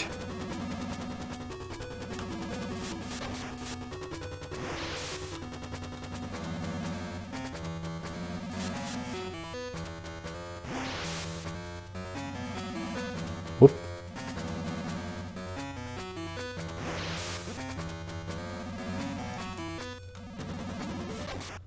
Okay, I knew he was about dead. We got the fireball on the very edge of the screen. There we go. Yeah, old Dracula with his weird Ponzi scams. It's like a pyramid scheme, really. Ooh, so that was a deathless run. I don't think we died there, so that's good.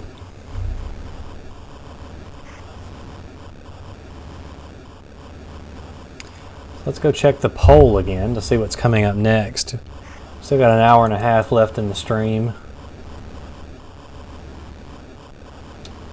So with 12 votes, the original Castlevania is still in the lead. Second place was Castlevania 4. Third place, Castlevania 3. Belmont's Revenge came in last. But of course, Review Fox told me he voted for that, and he was the only one here at that time, so we played this for him. Now we'll play Castlevania 4 for the rest of you. I'm a little surprised nobody picked Bloodlines, because that's a solid game. Nobody wanted to see Bloodlines tonight. Can I vote? No, I can't vote in my own poll. I was going to vote for Bloodlines, just so it wouldn't be without any votes.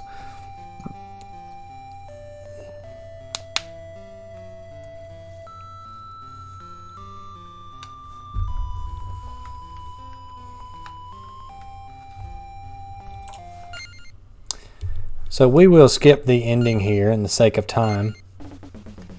If you haven't know, the rest of the ending is that same screen, and it's like Christopher finds out that the real Dracula battle was the friends he made along the way, yada yada.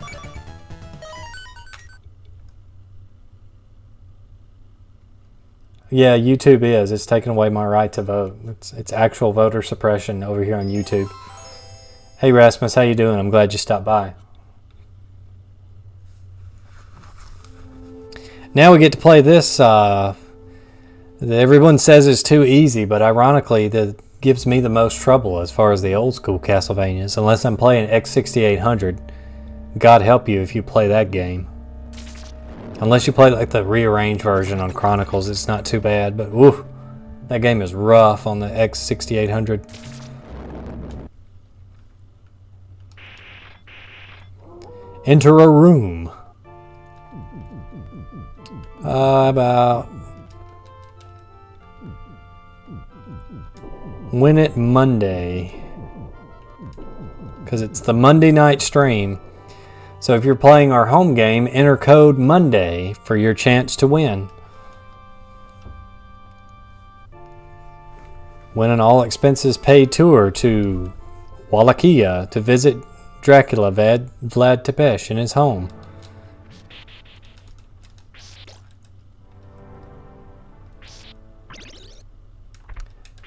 Like, this game is easier to control, and it's got like a sub-weapon, dedicated sub-weapon button.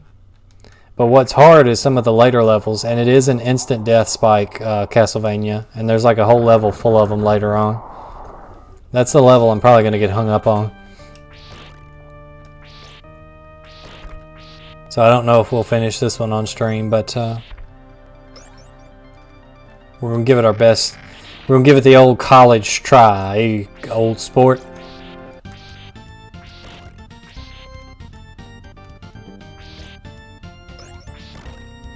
First few stages aren't too bad. I can usually plow through those.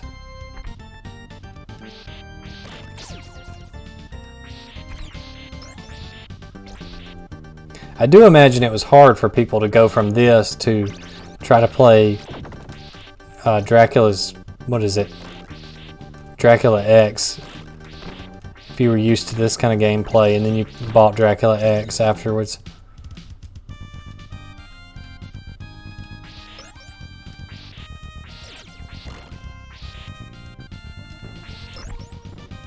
The first time I played this game, the kid whose parents' shop was next door to ours had rented it, and so we played it.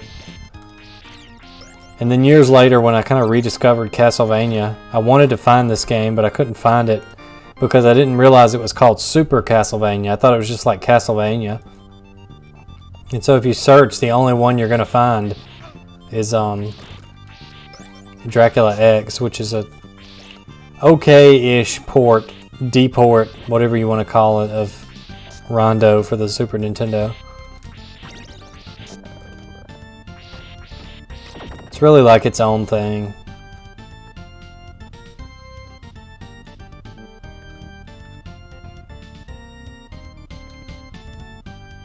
Yeah, go to Manscaped and type in Monday for a 10% discount. I wish. I wonder if when you get one of those kind of sponsorships, if you get to decide what the code is. Like, the smart thing to do would be to call it like just my channel name, right? Just like go on audible.com and enter Terensu Games for 10% off your first order. But the troll part of me wants to be like, go to audible.com and enter like Castlevania 64 was the best one to get $10 off or something stupid like that. Or Viper's ending is canon. Enter code Viper's ending is canon in Survival Arts for 10% off.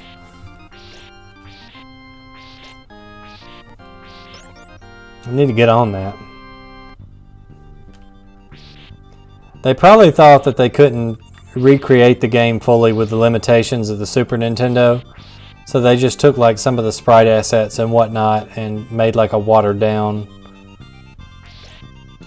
Like, I guess they didn't want to do it one for one because then people would like call it a port, and people will be like, oh, this is a bad port.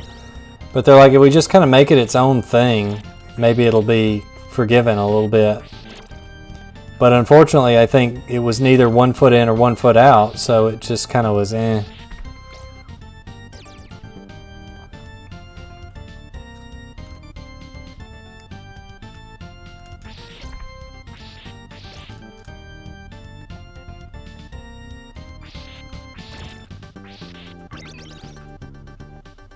This game does give you a lot of health, like mid-level. It does make it easier.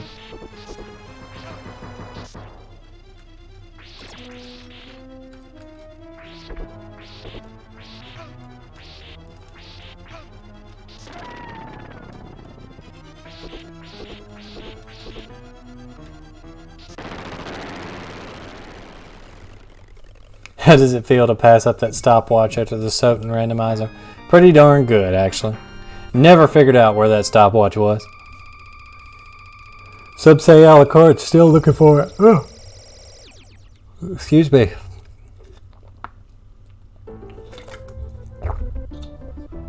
I'm getting a little sleepy there, getting a little tuckered.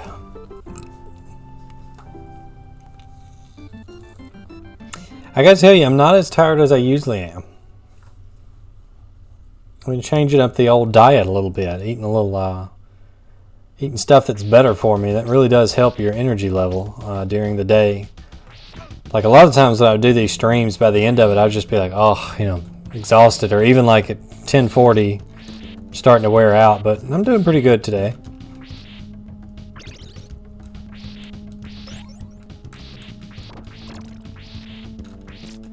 I think the Lord COVID is kind of on the way out, at least in my country, my area. But one good thing that COVID brought about was it really helped my diet a lot. Because like when I was commuting to work, I wasn't big on like packing lunches because I would never know what to pack.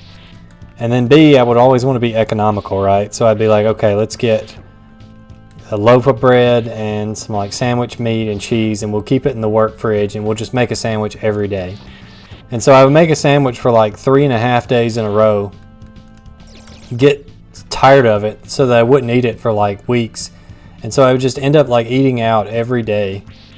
And like I'm not a chunky guy, like I've always been on the skinny side, but I was getting close to 200 pounds just from eating like fast food every day, and it wasn't stabilizing. But then here's COVID, and it's like yeah, I could go out, but I can just find something to eat here. And I've saved so much money in pounds. Like I didn't realize how many pounds that fast food garbage was putting on me. So that is one good thing about COVID.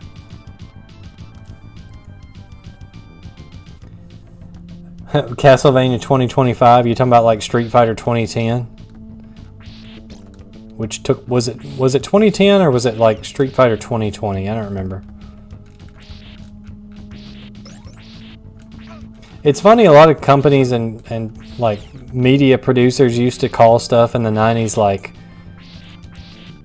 Superman 2021 because that sounded so futuristic at the time, but now it's here and it's like, it is what it is.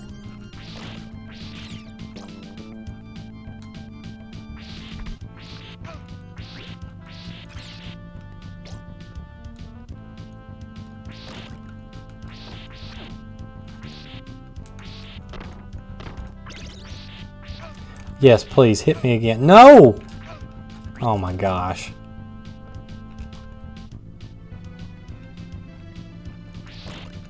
That frog cost me everything.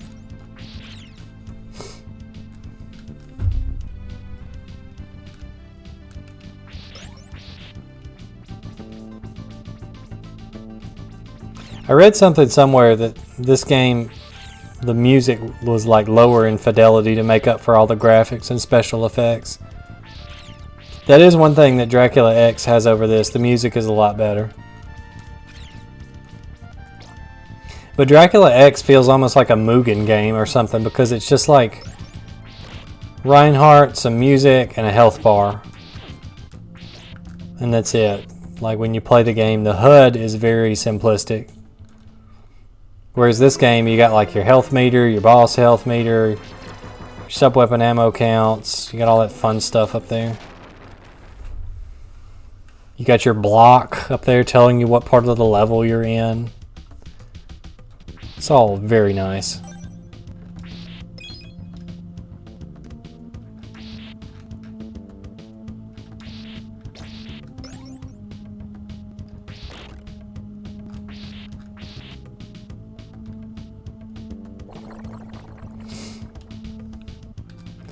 Did you hear about the Belmont that didn't believe he was in a river? It was because he was in denial. Get it? Denial. I'm going to get a copyright strike for that one.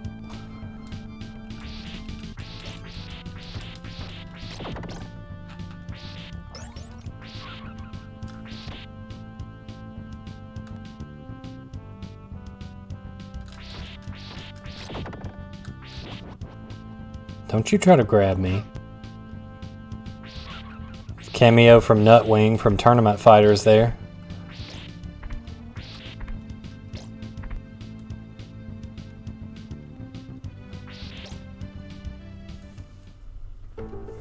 It would fix that mistake that was that mobile game, but it could sink the franchise. Yeah, it was 2010, you're right. Yeah, 2010 was what, 11 years ago? I surely don't remember the events of that game taking place.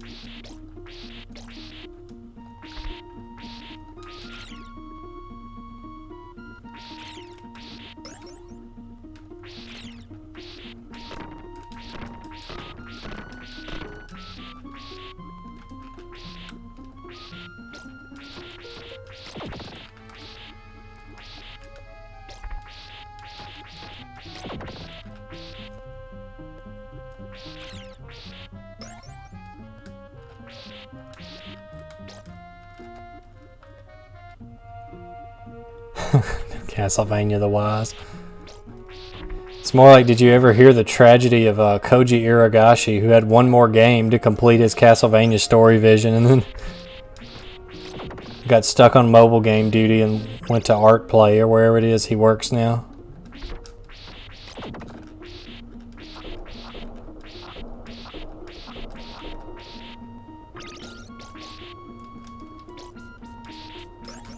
If you guys didn't see the Castlevania 4 prototype that leaked, there's a different version of this song that has like a complete other verse in it. It's amazing. You should check it out.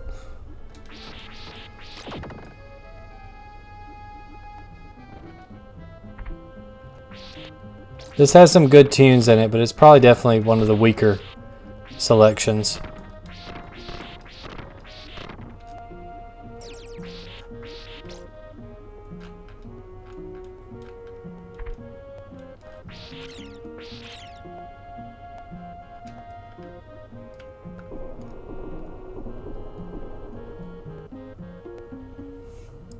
Yeah, I'm happy for Koji. I'm glad he's doing what he's doing. I just hate that he never got to finish the original, the OG Castlevania story. And Bloodstained Ritual of the Night was a great game. It was.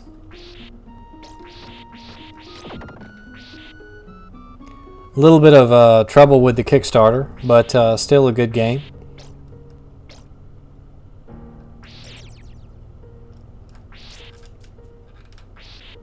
Although for all the content that they promised that still isn't in the game, I think none of that is as bad as the quality of the Switch port on launch. I'm sure it's better now, but... Mike, if you're still here, this song is called Waterfalls, and it was... Oscar used that in Lords of Shadow. I think it was called like Waterfalls of Agartha or something like that, but it's this song is what it is. Which the development team said that they took a lot of inspiration from Castlevania 4 when they made Lords of Shadow.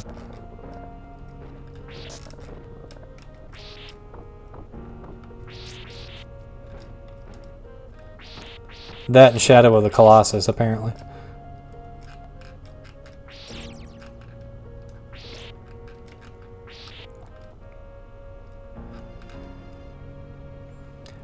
Yeah, look, when you get a chance, look this song up. It's called Waterfalls, and then look up the Waterfalls track from Lords of Shadow 1. It's the same song, it's just like an orchestral take on it. It's really good.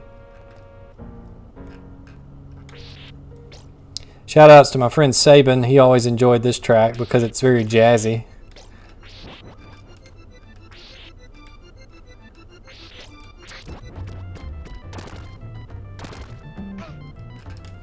I always thought that was cheap, that segment right there.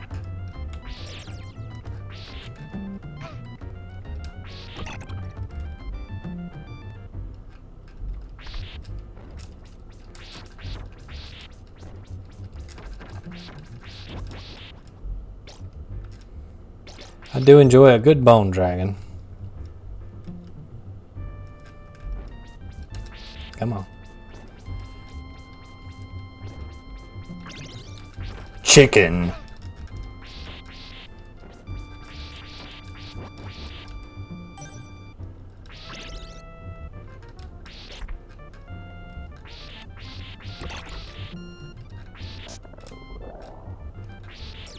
Oh gosh.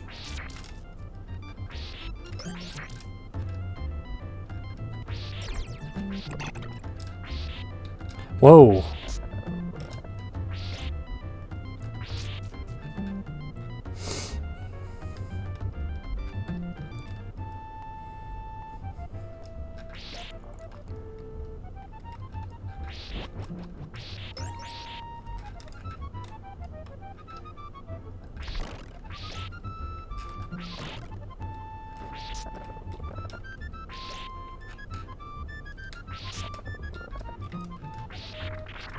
Oh gosh, no, no, no, no.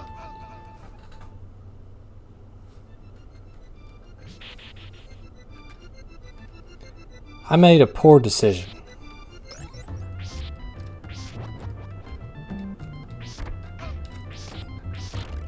Goodness.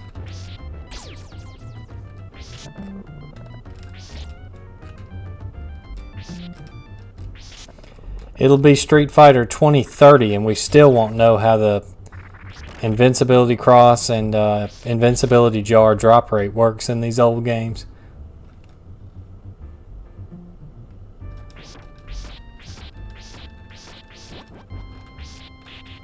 See, that would have been a fairly difficult encounter right there were it not for the directional whipping this game has.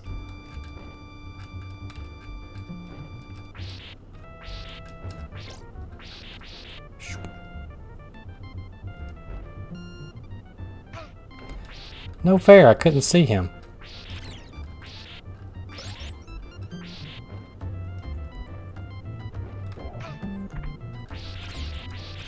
What is this, some anti-piracy protection? And legit playing the game, so Konami approved source.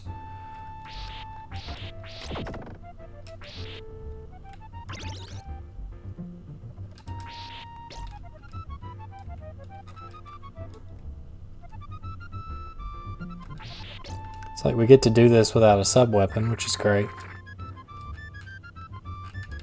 But not unthinkable.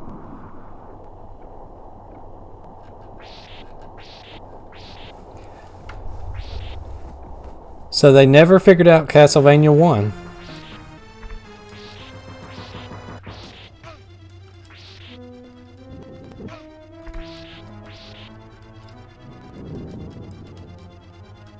Jump, Simon.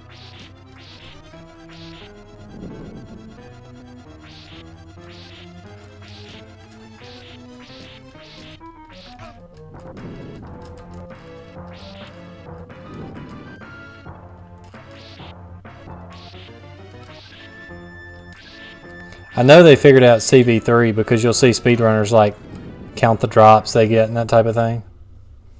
Oh, I got you. It has been. I think 3 has as well, if I remember correctly.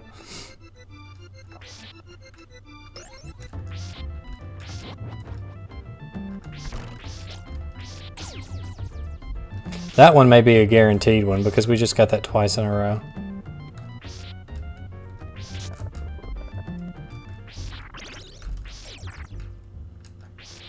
We can keep this axe. That'll make this next part a lot easier.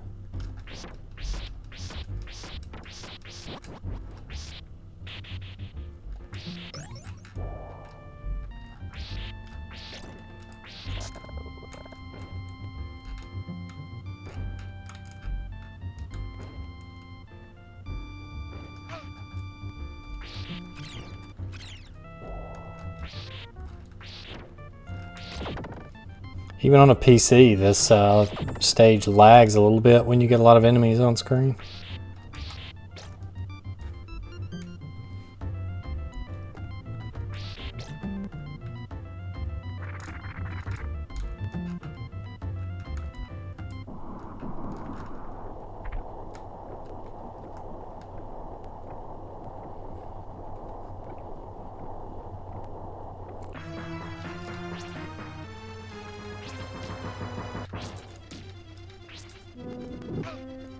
Oh, that was very close.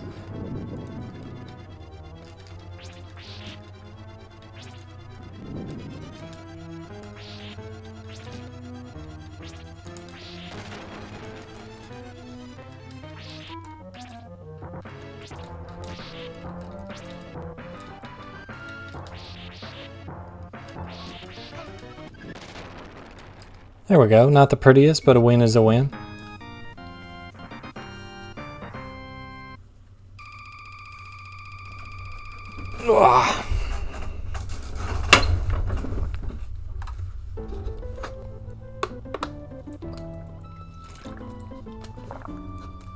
I miss when games had map screens like this.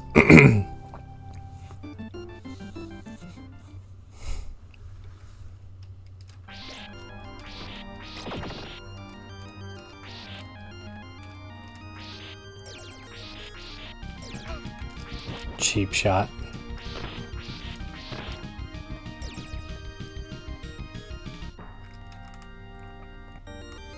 In that prototype, a lot of the map screen music was moved around as well.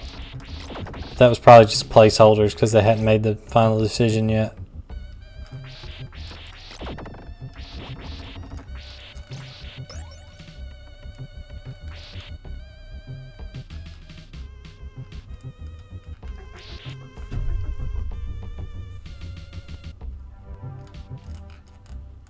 Oh, I got the stair moonwalk. Nice.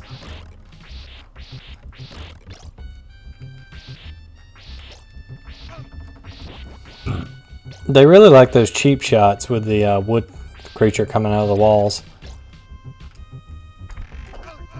I pressed jump, he didn't jump. I want to recount.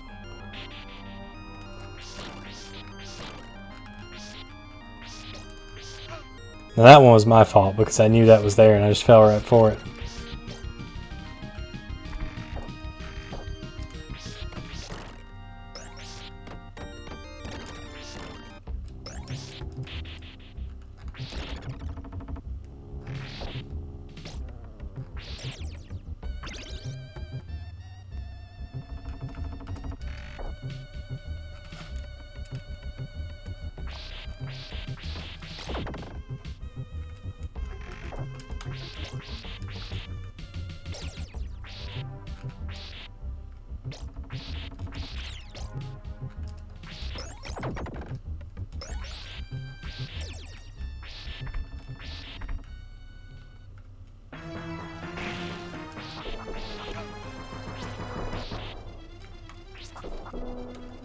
I don't know why these early Castlevanias had this fascination with this idea of when you hit the enemy, crap falls from the ceiling. It's not fun, it's just annoying.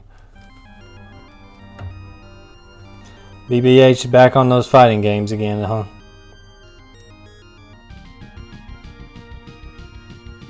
Yeah, they don't want you to know how far you ain't. I don't know, I feel like map screens, like you could convey a lot of effective emotion with those. Like, remember back in the old days when you only had a certain amount of lives? And like you could look at the map screen and maybe you reached a new area or you got somewhere you'd never gotten before. There was like a sense of accomplishment but also dread that came with that and like a little bit of wonder maybe.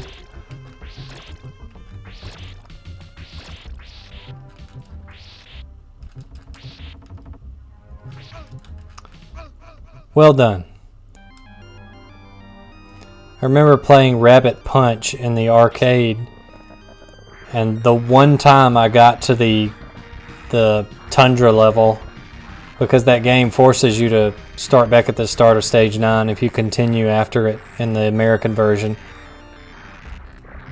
I only saw that level one time as a kid. It like blew my mind.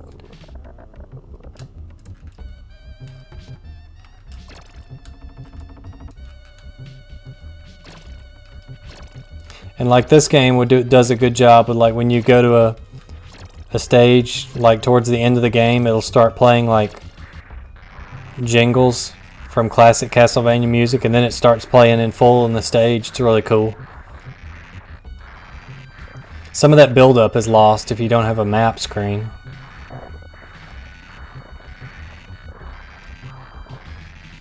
They wanted you to know that they had that Mode 7 in this game.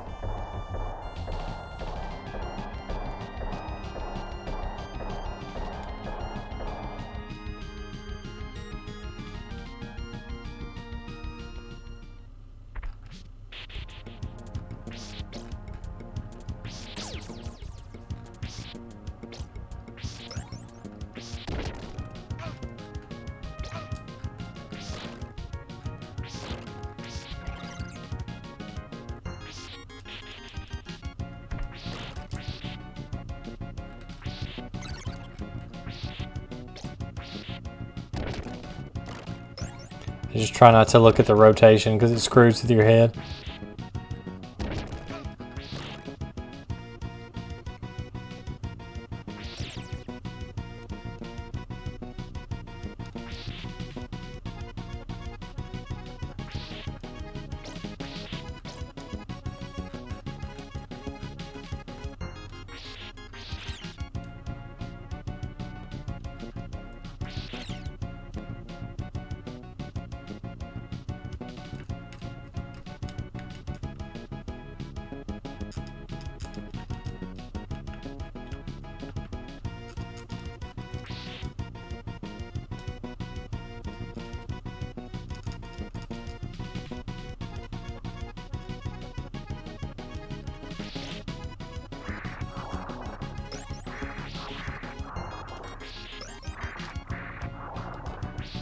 Oh, the fast ones, I remember this. As long as you hold right, you'll always pass that section. But they did a really good job of creating tension there. I like that.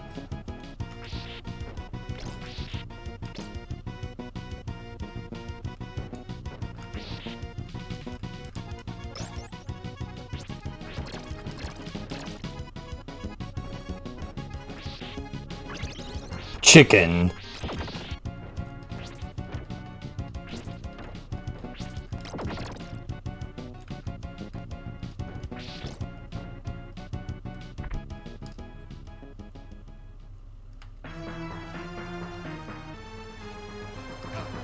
Again with the falling blocks.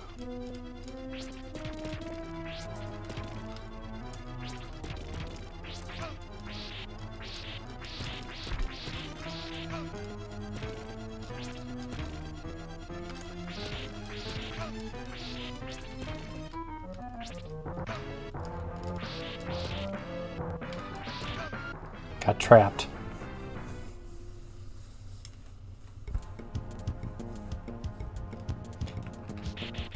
Who did he beat superior soldiers as? I'm just curious what character he used.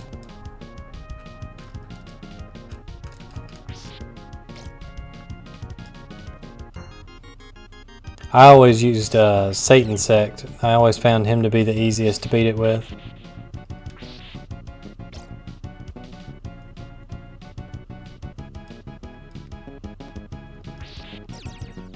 Just because he has some shenanigans you can do against AI characters later on in the game.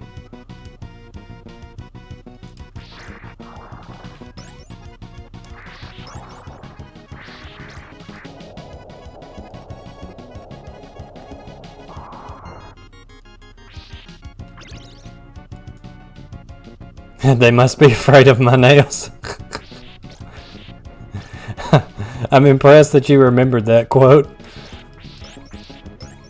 That game is full of weird stuff like that. The English translation was done so shoddily. One thing I figured out, I don't know if I brought up, was that the Japanese version actually has win quotes for all the characters, but they didn't bother to translate any of them for the American version, so you just sit on that screen awkwardly with no text.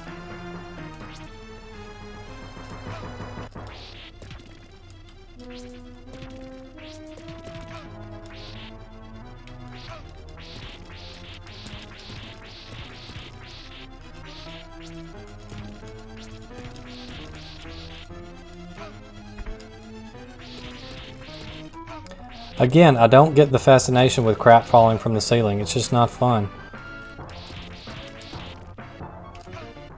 See, I had him and then he just like chased me into the block. Now we get to do that whole level over again. All of this crap. And that's one thing I don't like about Castlevania 4 is the long distance you have to continue from on some of these levels. This one and then the torture dungeon level, those are the most egregious ones, considering how much instant death stuff is in those levels.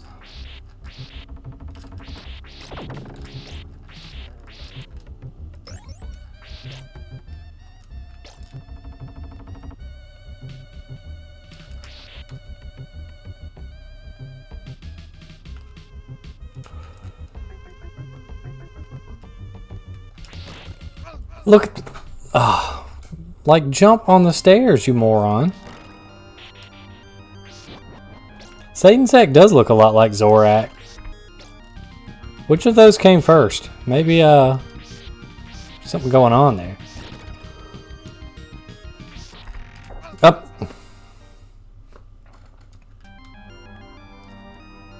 Like, why? You press the button and he doesn't jump.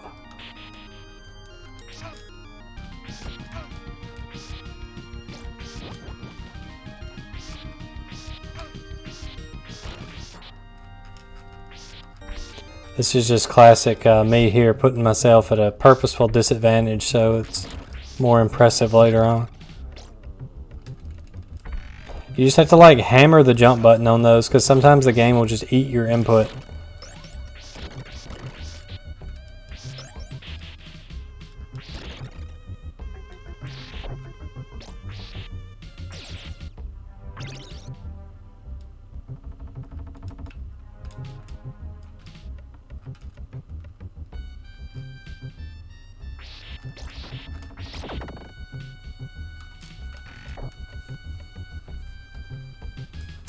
Somebody actually recommended that I play Bushido Blade today, so I'm gonna have to check that out. Might do a stream episode on that.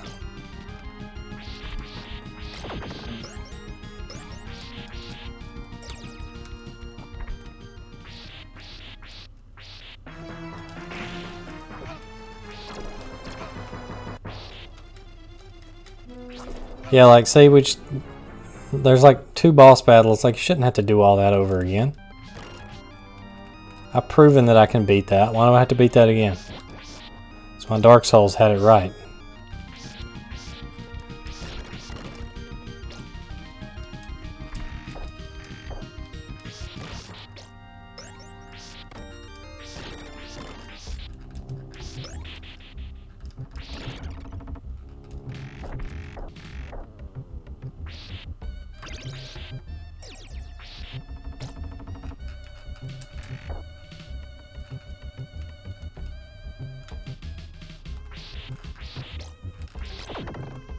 It seems like I played Angel Eyes one time on the emulator, but I don't know if it was very perfectly emulated at that point.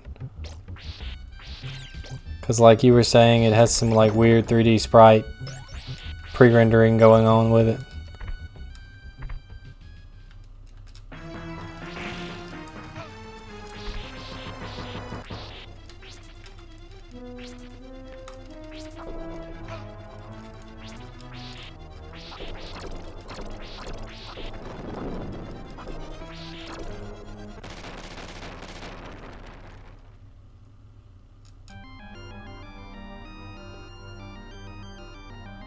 I remember beating the game with a little girl with a teddy bear.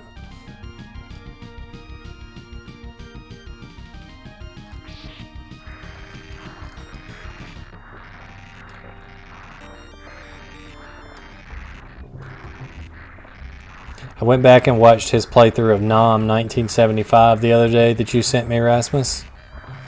It's good stuff.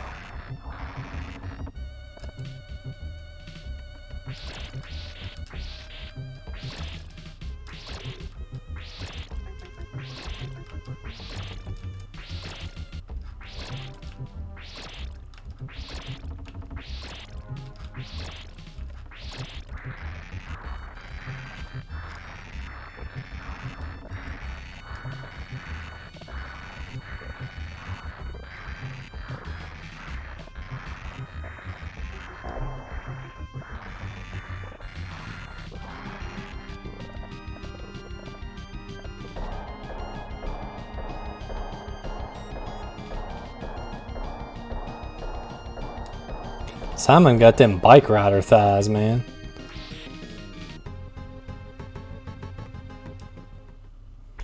See, you should continue at this part. Like if you get a game over, not all the way back.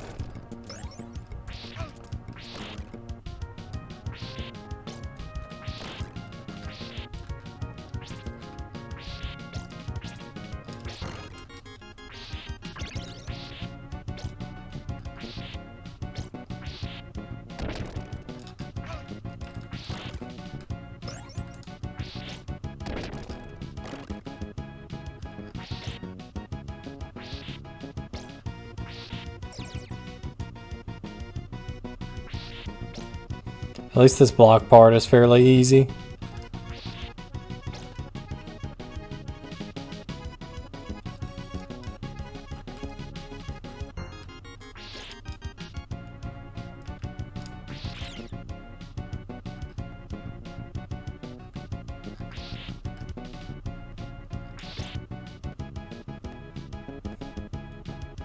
Just test your ability to hold right at the correct time.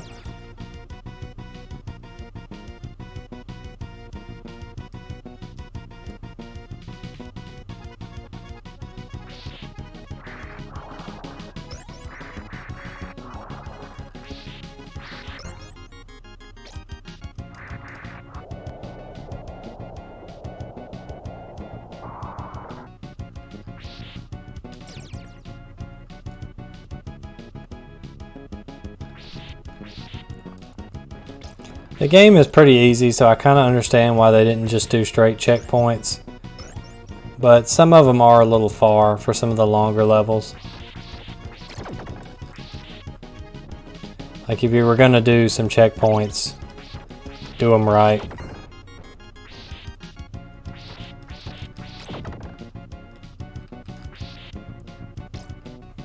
Alright, so I gotta think. This boss, you basically hit him until he jumps, and then it like knocks bricks down, I think.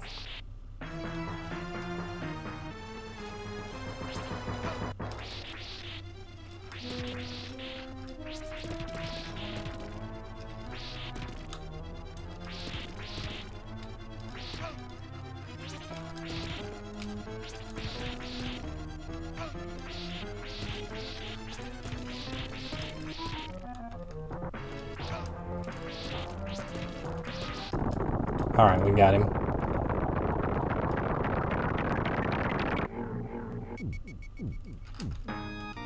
Nice pose. Nice-oo.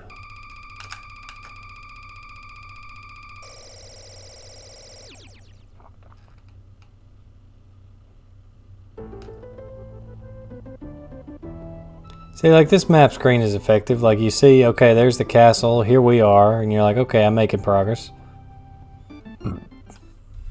And then you get into the castle and it opens up into like 3 or 4 more areas. And you're like, ugh.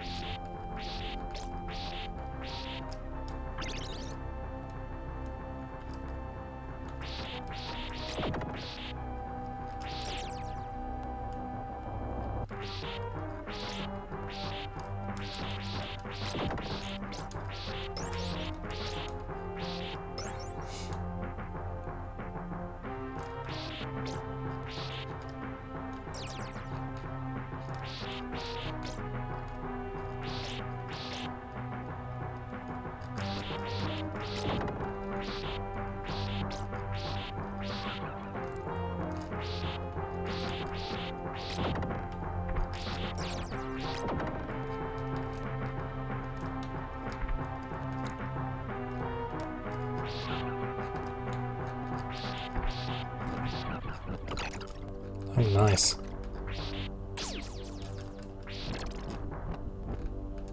So those things have like one hitbox until they drop the flea man, and then 2 hitboxes after that.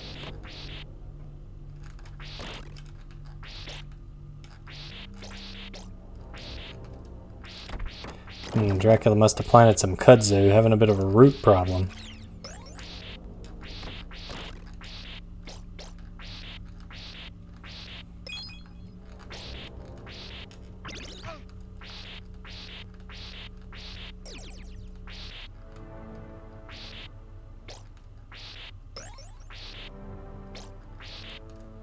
And you guys watched the season 4 of the Castlevania anime? What'd you think?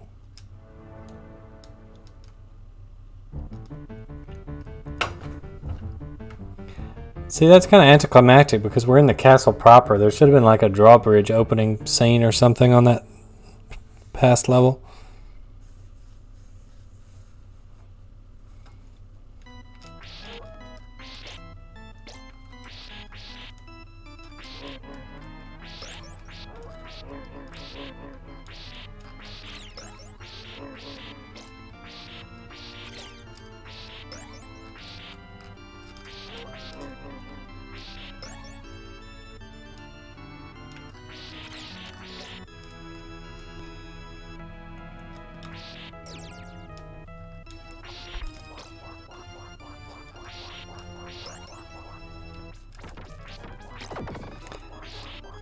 Those enemies are a lot easier to deal with because the cross will go through them, unlike in the other games where their shield will stop it.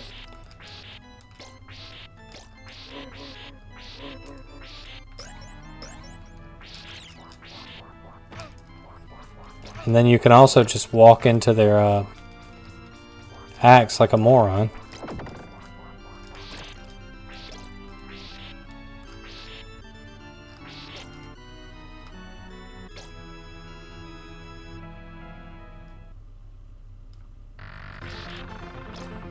Here's a classic segment from the old games.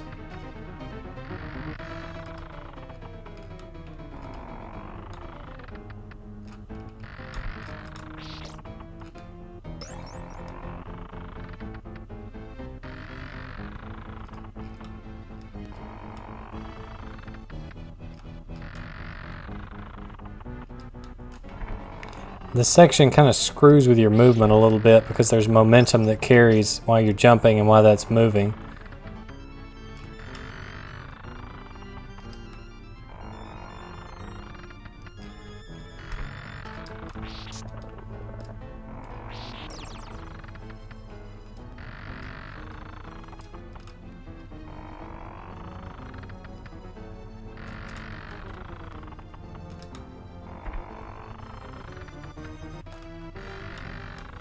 Not too bad.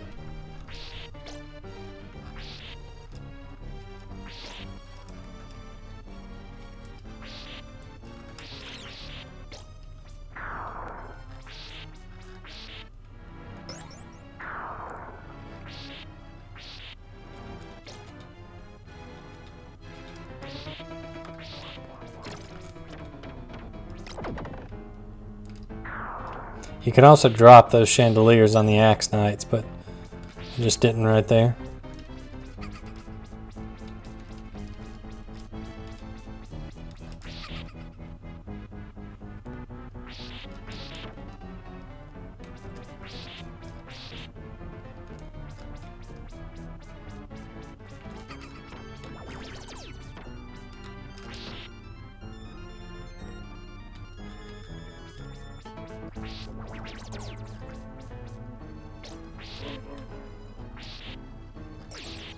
Well, congrats to him for that. I got that Belmont's Revenge 1 credit clear earlier.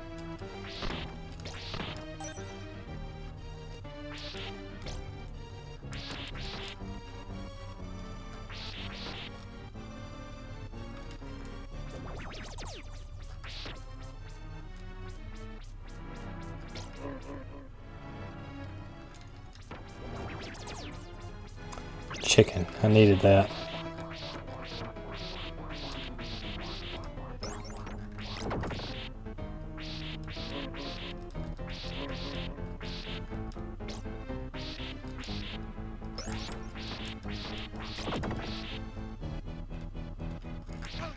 Cheap shot alert.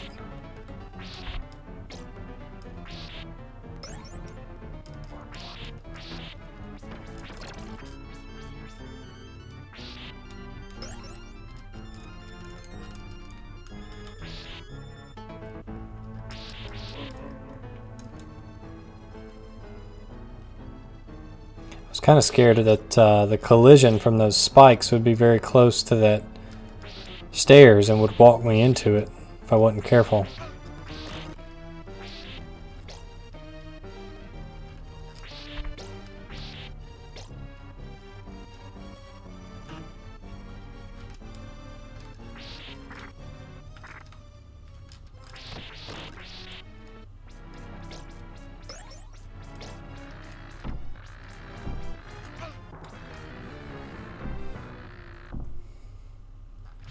And yeah, see what I'm talking about? We got to start all the way back here.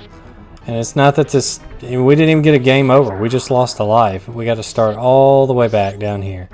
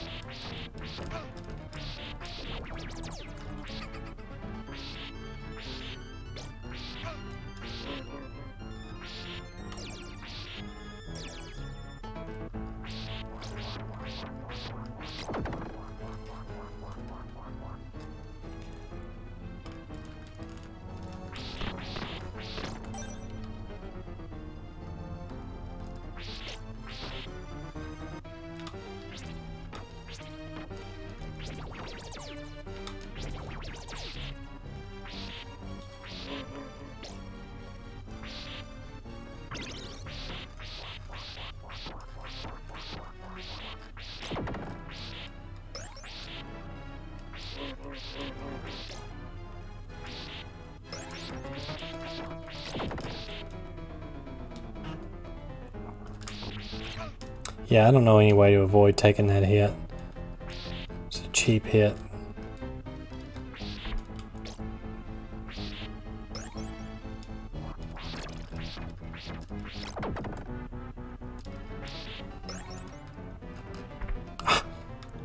Once again, didn't jump.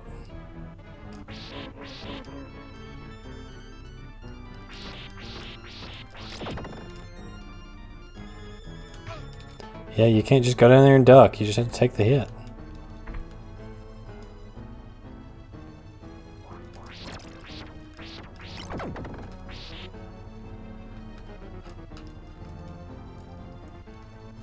And those blocks stay turned over. They don't go back the other way.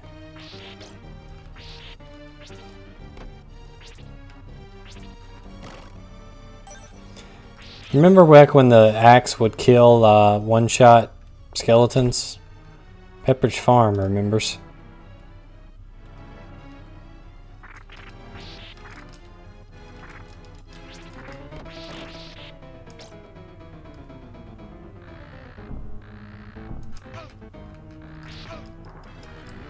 What was I supposed to do?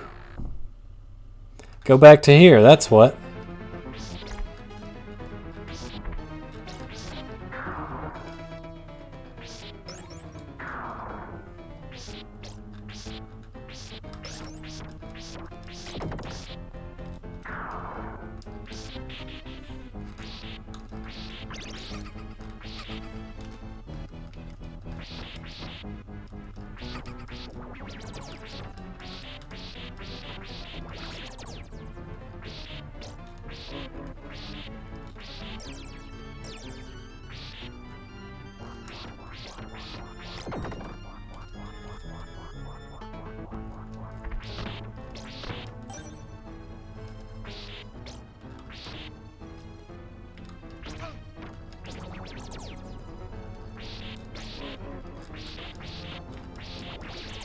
Stupid plasma balls or whatever.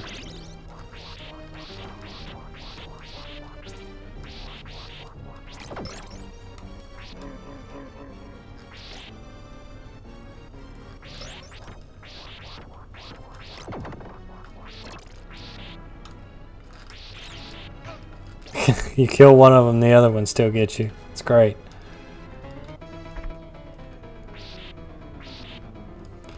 And the Oscar for most annoying bat placement goes to Konami Castlevania 4 on the Super Nintendo.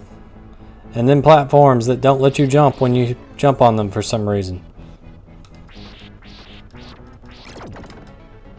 And then respawns all the enemies.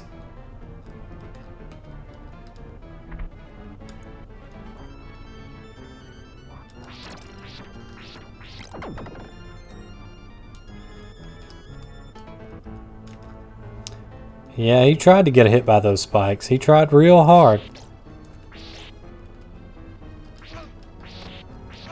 Yes, please walk into the skeleton as many times as possible, Simon.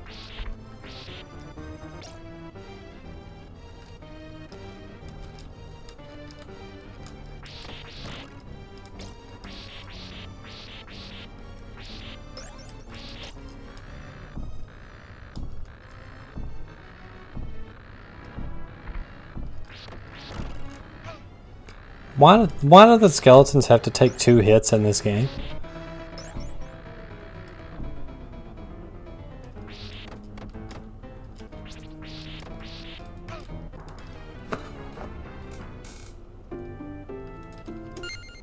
Yeah, game over indeed. Not doing that again.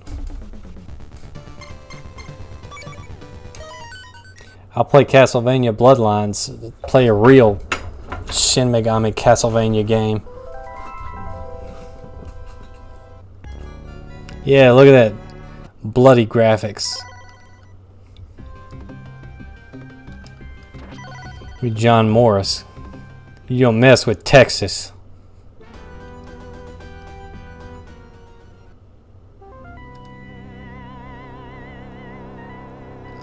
So strong bones.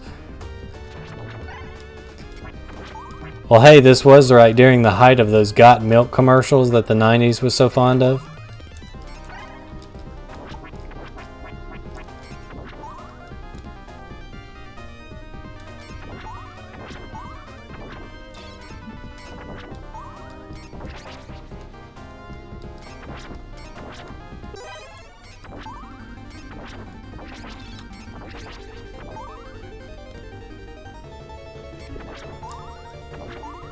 John Morris always looks like he's standing slightly in front of the stairs in this game. It's just the way the sprite looks. It's weird though.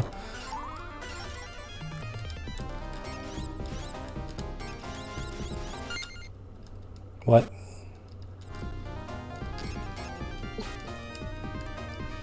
This is another game that uses a button for a sub-weapon.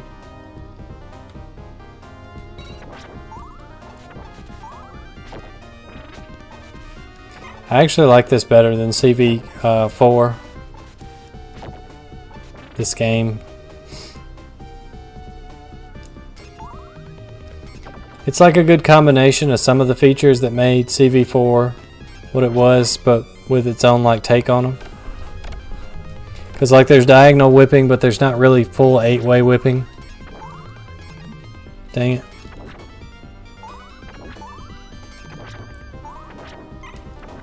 What is with these bats? For real, am I playing like the piracy protection turned on mode or something?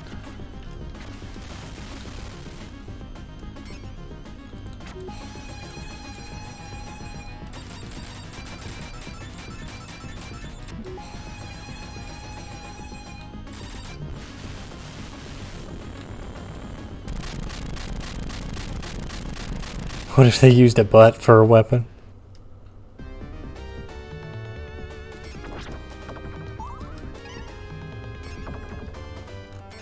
That would be kind of like getting a tattoo of a butt on your butt with a picture of a butt on it.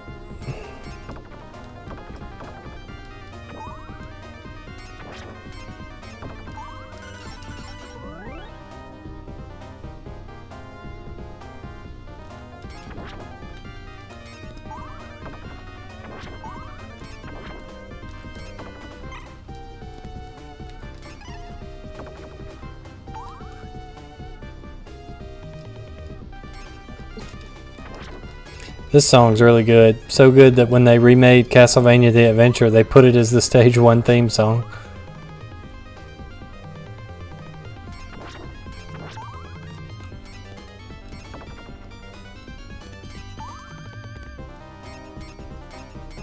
Or that first level in that one shooting game, no butts. Where at the beginning you're in the airport and the guy's like, remember, no butts.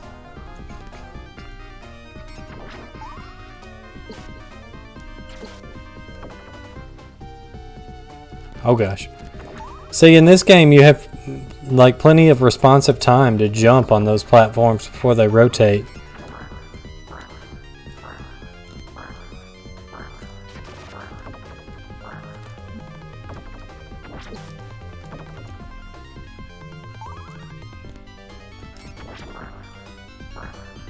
Pick it up.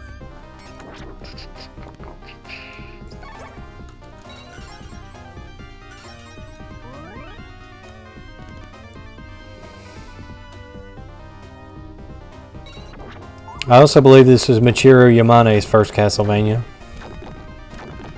Most people just kind of consider her the series composer, but she really didn't start until this game.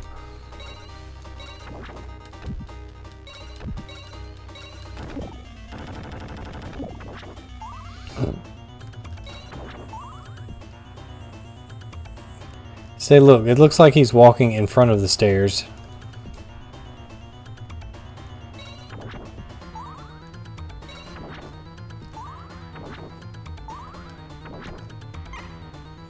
The super sub-weapon attacks are really neat in concept and idea. They work by reducing the game's frame rate to 3.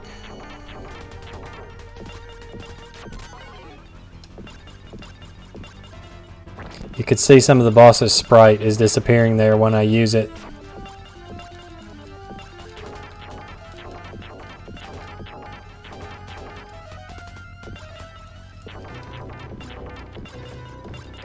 Come on, die.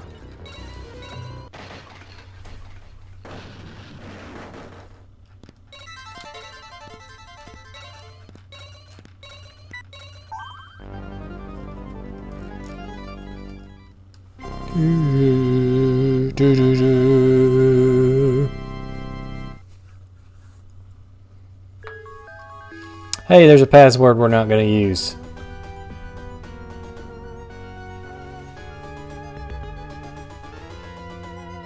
Although this game will give you a game over if you run out of continues. There's no continue from the start of the level. It's, no, you run out of lives and continues. That's it.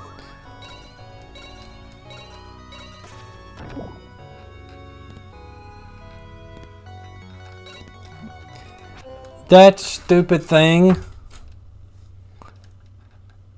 Like, how are you supposed to know that that's going to come and knock you off unless you've done it before? I hate that.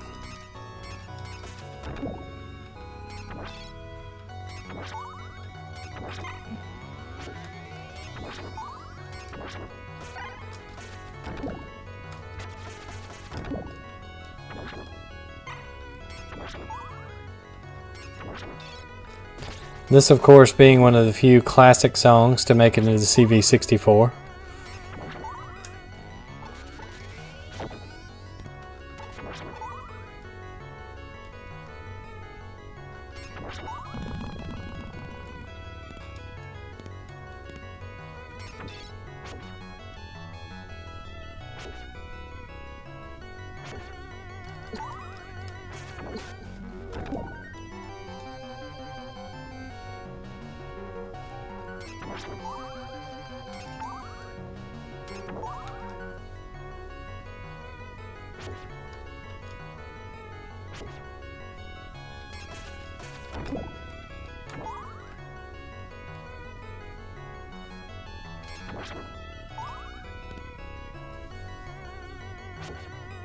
The Tepesh shattering kaboom.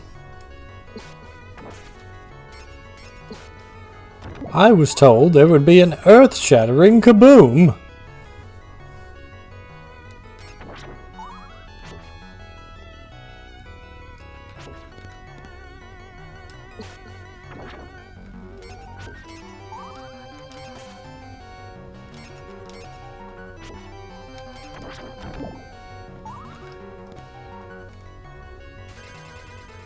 this game be like, we need more mini bosses.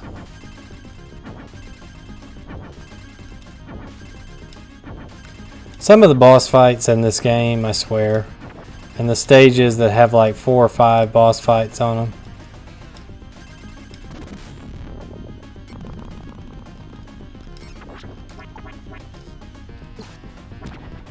The final boss, they had the nerve to put a boss gauntlet in the game.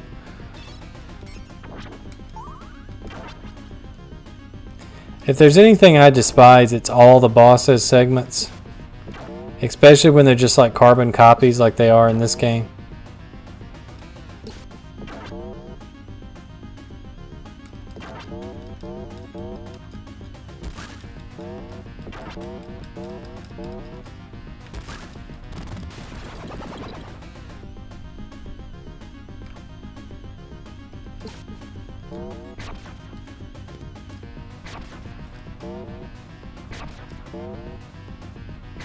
Some very Sega Genesis style sound effects there.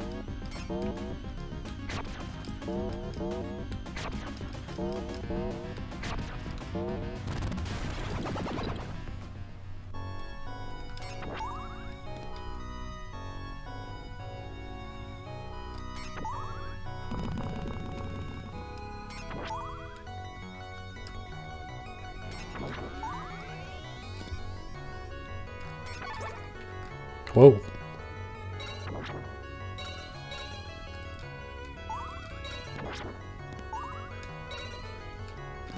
Ah. When you try your best, but you don't succeed.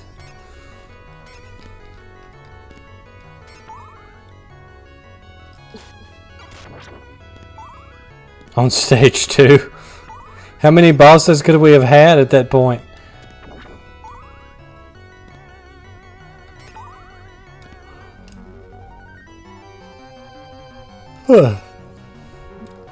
The hardest boss rush I ever beat was Beautiful Joe on the GameCube on the hardest difficulty setting, Ultra V rated.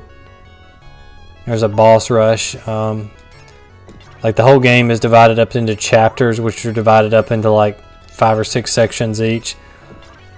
And the next to last chapter is just all a boss rush. And that is extremely tough on hardest difficulty setting.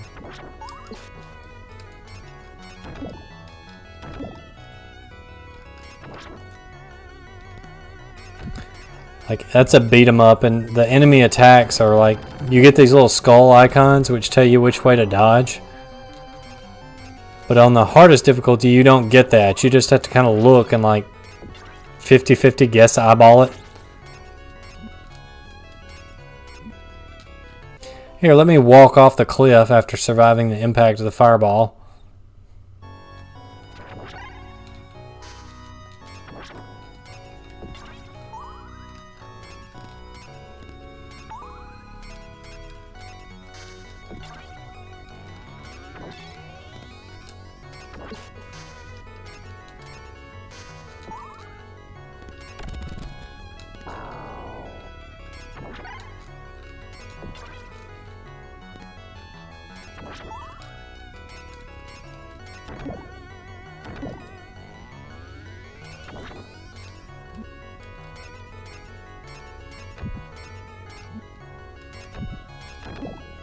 I like how bone dragons don't take 100 hits in this game.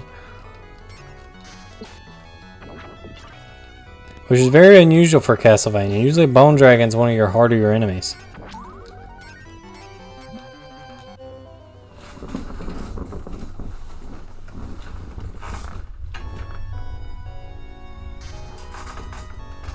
Okay, I'm going.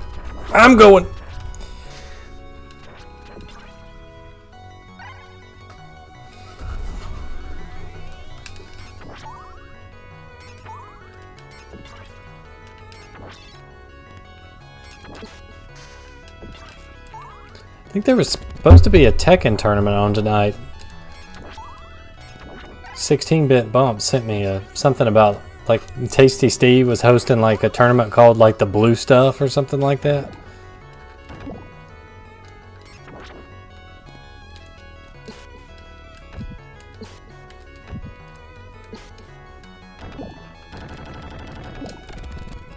May be a good thing to invest in a bedtime snack and watch.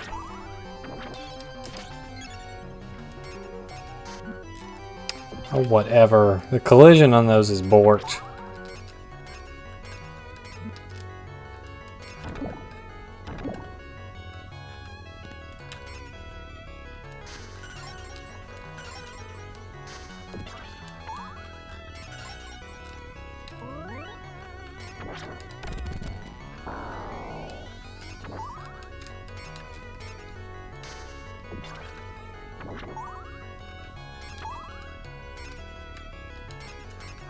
There, and that's it. That's all she wrote.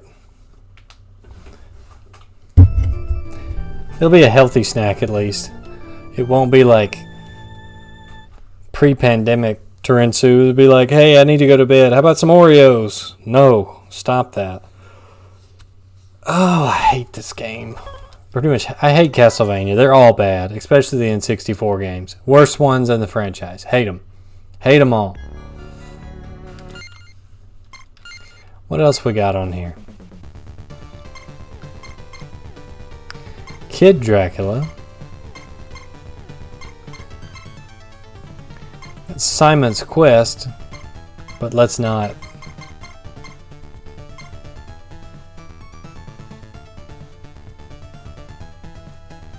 I've never even looked at this bonus book stuff. I really hope there's not a picture of the succubus in here, because I know what's probably going to happen to the channel if that's open. If you've ever played Chronicles on the PlayStation, there's some artwork of the succubus from Symphony of the Night, and let's just say she's feeling a cool breeze up top. The following contains images of the original Japanese and Western boxes for each of the games featured in this collection. Note the differences in style and atmosphere between the different regions. Okay, let's see if we can note them.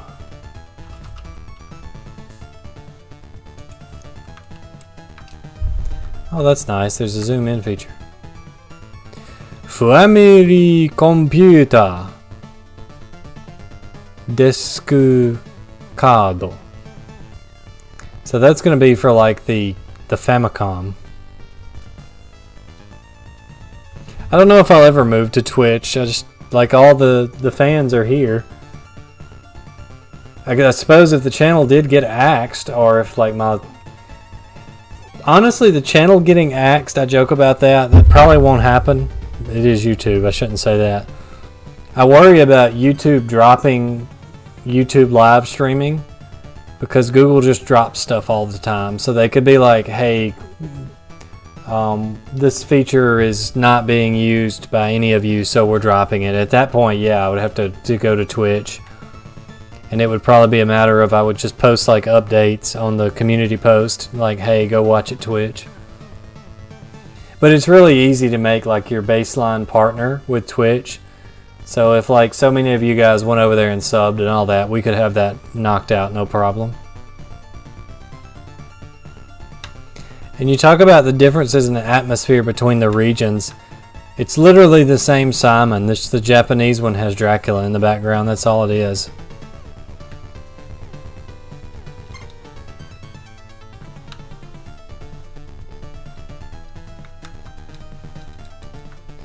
Here we've got, I'm sorry, Trevor just looks funny there. Or Ralph, I guess. And poor Grant just got left out of the Castlevania anime entirely.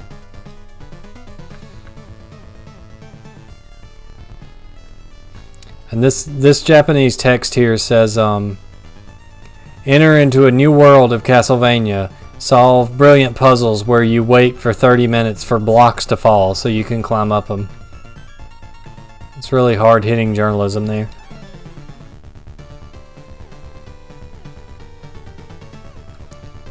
I think I actually prefer this one a little better. It captures all the main characters here. With the exception of Alucard. I don't see Alucard. But it doesn't have this... Trevor has a very soft, kind of dopey looking face there. Alucard looking very Bela Lugosi-ish or something.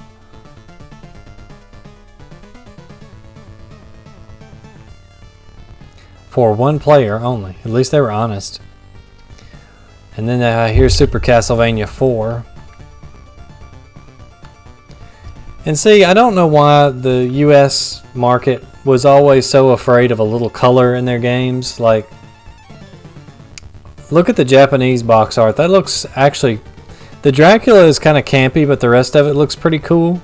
And it illustrates what you're going to be doing in the game very well. And in the back, you've got this very pretty stained glass design, which makes up like all the text boxes and everything in the screenshots. It looks good. But then you just look at the US one / Europe one here. Trevor looking like Val Kilmer. And then, and I appreciate you going over to Twitch to join. Thanks for that, knowing that you'll be there. The gravest Castlevania adventure breaks new ground and buries you in it.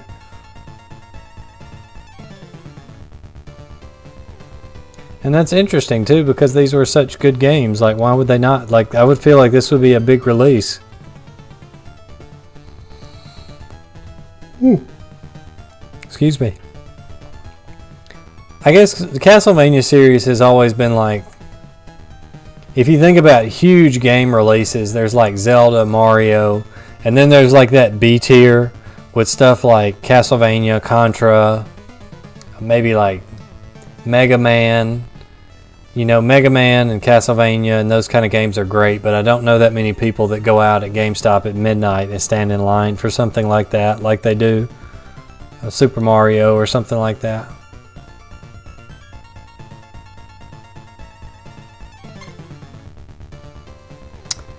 So now we come up on the weakest Castlevania game.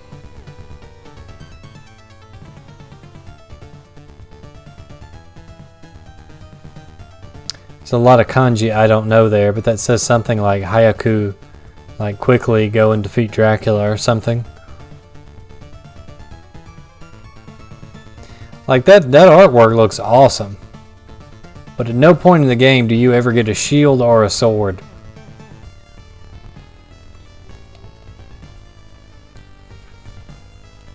It also looks very, very yellow on the back of the box for some reason. The real game isn't that yellow. I guess that's just what they had to do to make the screen capture stuff work. And in a rare instance, we have the same box art here. But the back is less yellow, fortunately.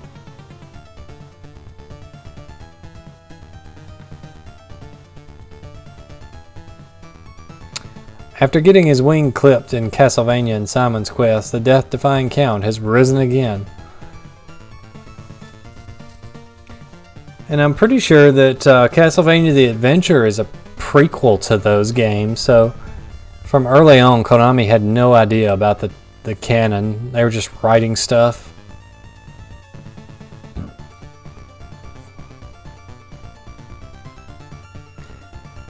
To survive the maze of torture chambers, yeah, it certainly is that, and vampire crypts, you must unlock the castle secrets by locating hearts, crystals, and crosses. You must also possess the strength, or possess, as Simon's Quest would say, to master the mystic whip, not even the vampire killer yet, which wards off unearthly evils like the She-Worm. I don't remember the She-Worm. Is that like She-Hulk? Here's the best game right here. Both of these box arts are really good. I think the Japanese one is just a little bit cooler because it shows your evil Soleil son there. And then it shows you how old Christopher has become between the two games. Like, he's clearly past his prime, but he's coming out of retirement to save his boy. Ethan Plays says, hey. Well, hey right back at you, Ethan Plays. Hey is for horses. Again, what is with the yellow screenshots? Look how yellow they are. Like, all of the... It makes me wonder if, like, the capture software the Japanese box art people were using wasn't very good. I mean, this is yellow too, but this has like a kind of a... This looks like somebody with a decent camera taking up-close pictures of the Game Boy screen. This looks like it was captured. This is Castlevania the Anniversary Collection, and I was... we're wrapping up the stream, so I just thought I would look at some of this bonus content in the game and see what it had in it to offer. You're right, it will age you that much. Like, that's how I grew up. I played that game, and then the next day I had to go out and get a job.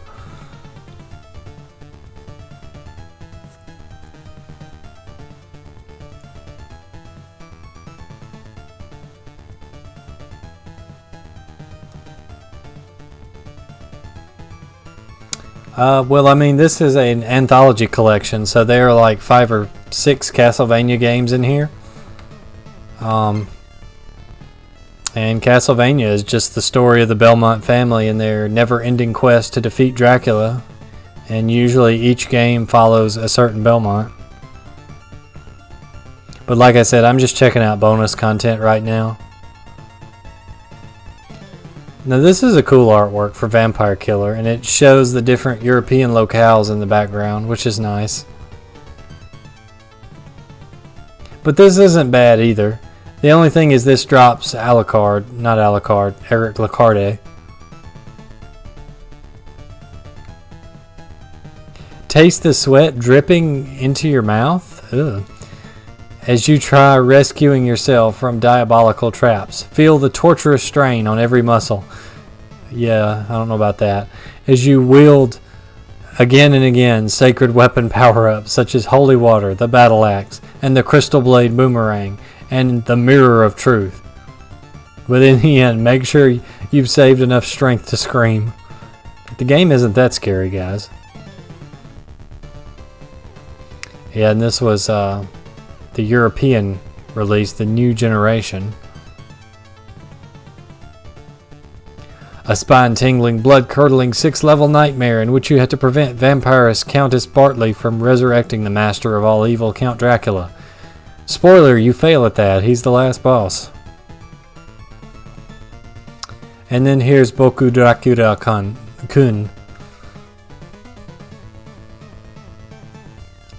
That game's kind of frustrating. I've only finished it one time.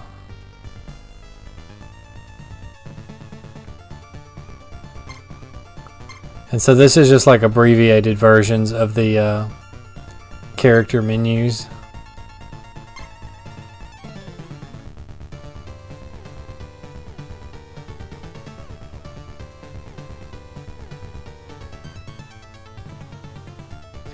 Collecting crystals upgrades Christopher's whip. However, the game ramps up in difficulty by downgrading the whip anytime he is damaged by running into an enemy. Yeah, that's a polite way of putting that.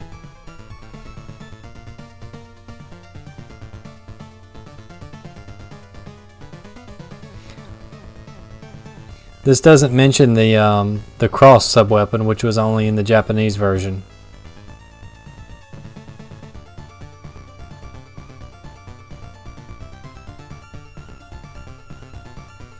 It's interesting they have the official release dates down there. A lot of the times the release dates for early NES games are really muddy.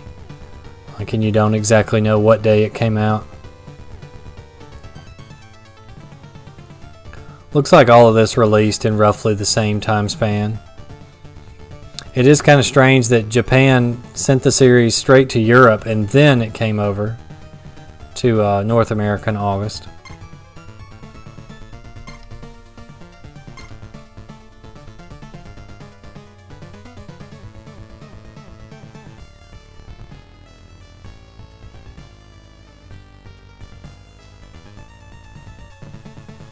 Castlevania series producer, video game producer for Konami Digital Entertainment Co. He is currently supervising the production of Castlevania series as a whole, including the recent animated series.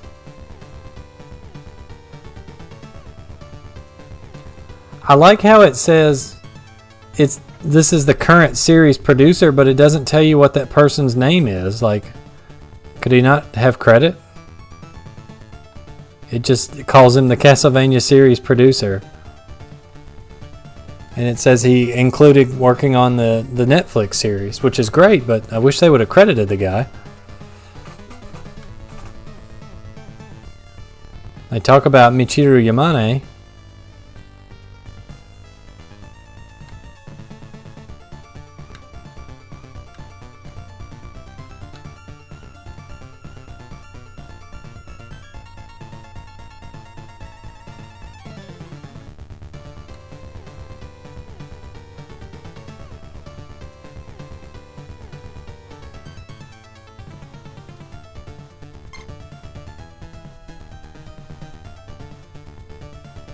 There's some neat little stories in here. I'm not going to read all this, but if you have the game, you should go check these out.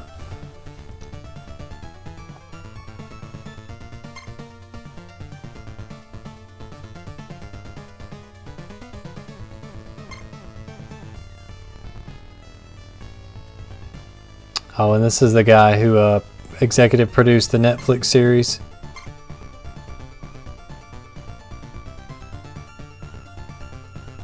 And here's the timeline.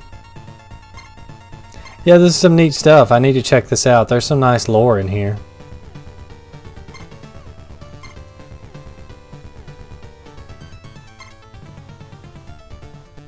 This section contains valuable documentation from the development of various games. Oh, that's neat. Peter Dante, vampire killer, the grandson of Christopher Dante. So how do you go from Dante, the Devil May Cry series, to Belmont?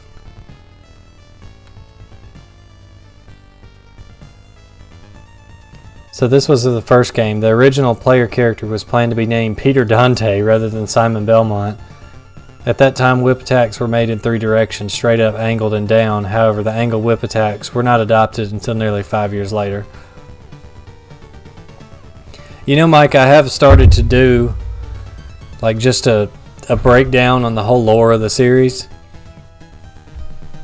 And you would have to combine a lot of it because there are some games where there's literally like an intro story, there's the game itself, and then there's an outro story, and there's like no dialogue. It's just like, here's the intro, you play the game, the ending is what happened afterwards. But then some of them there's like dialogue and like connections to past games and those type of things. So this is obviously how they were planning out the sprites to go in memory. Those squares would each be parts of what were being drawn. Here's the original map.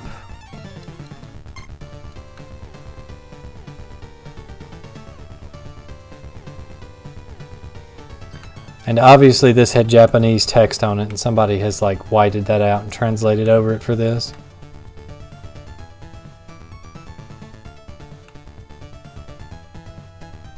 And there's a few items in here that obviously didn't get used, or the way you use them changes.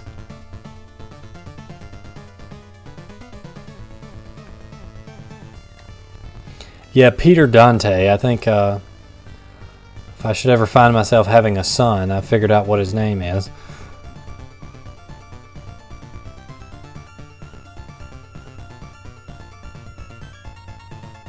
It is rather neat to see their old design sketches for what the game would look like.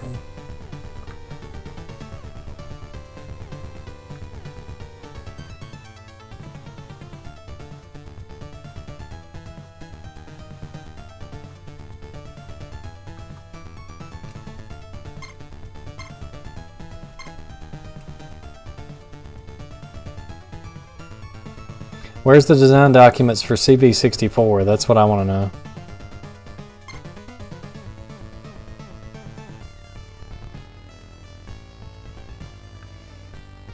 Oh look, there's an actual map for Simon's Quest 2. Maybe it's not an absolute dumpster fire.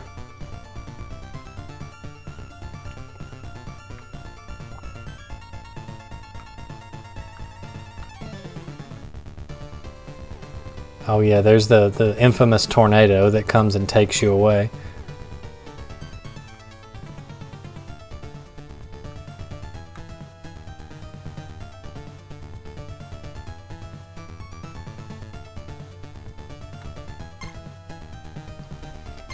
I could probably sit here and peruse these forever, but we are coming up on the end of the stream. So I'm going to take my Peter Dante self to bed, probably.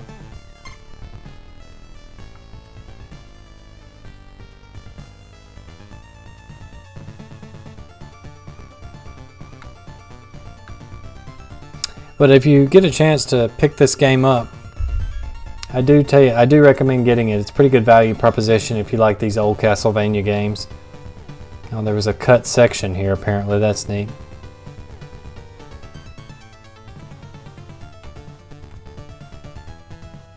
You had to take the escape route to get out of the castle. That's neat.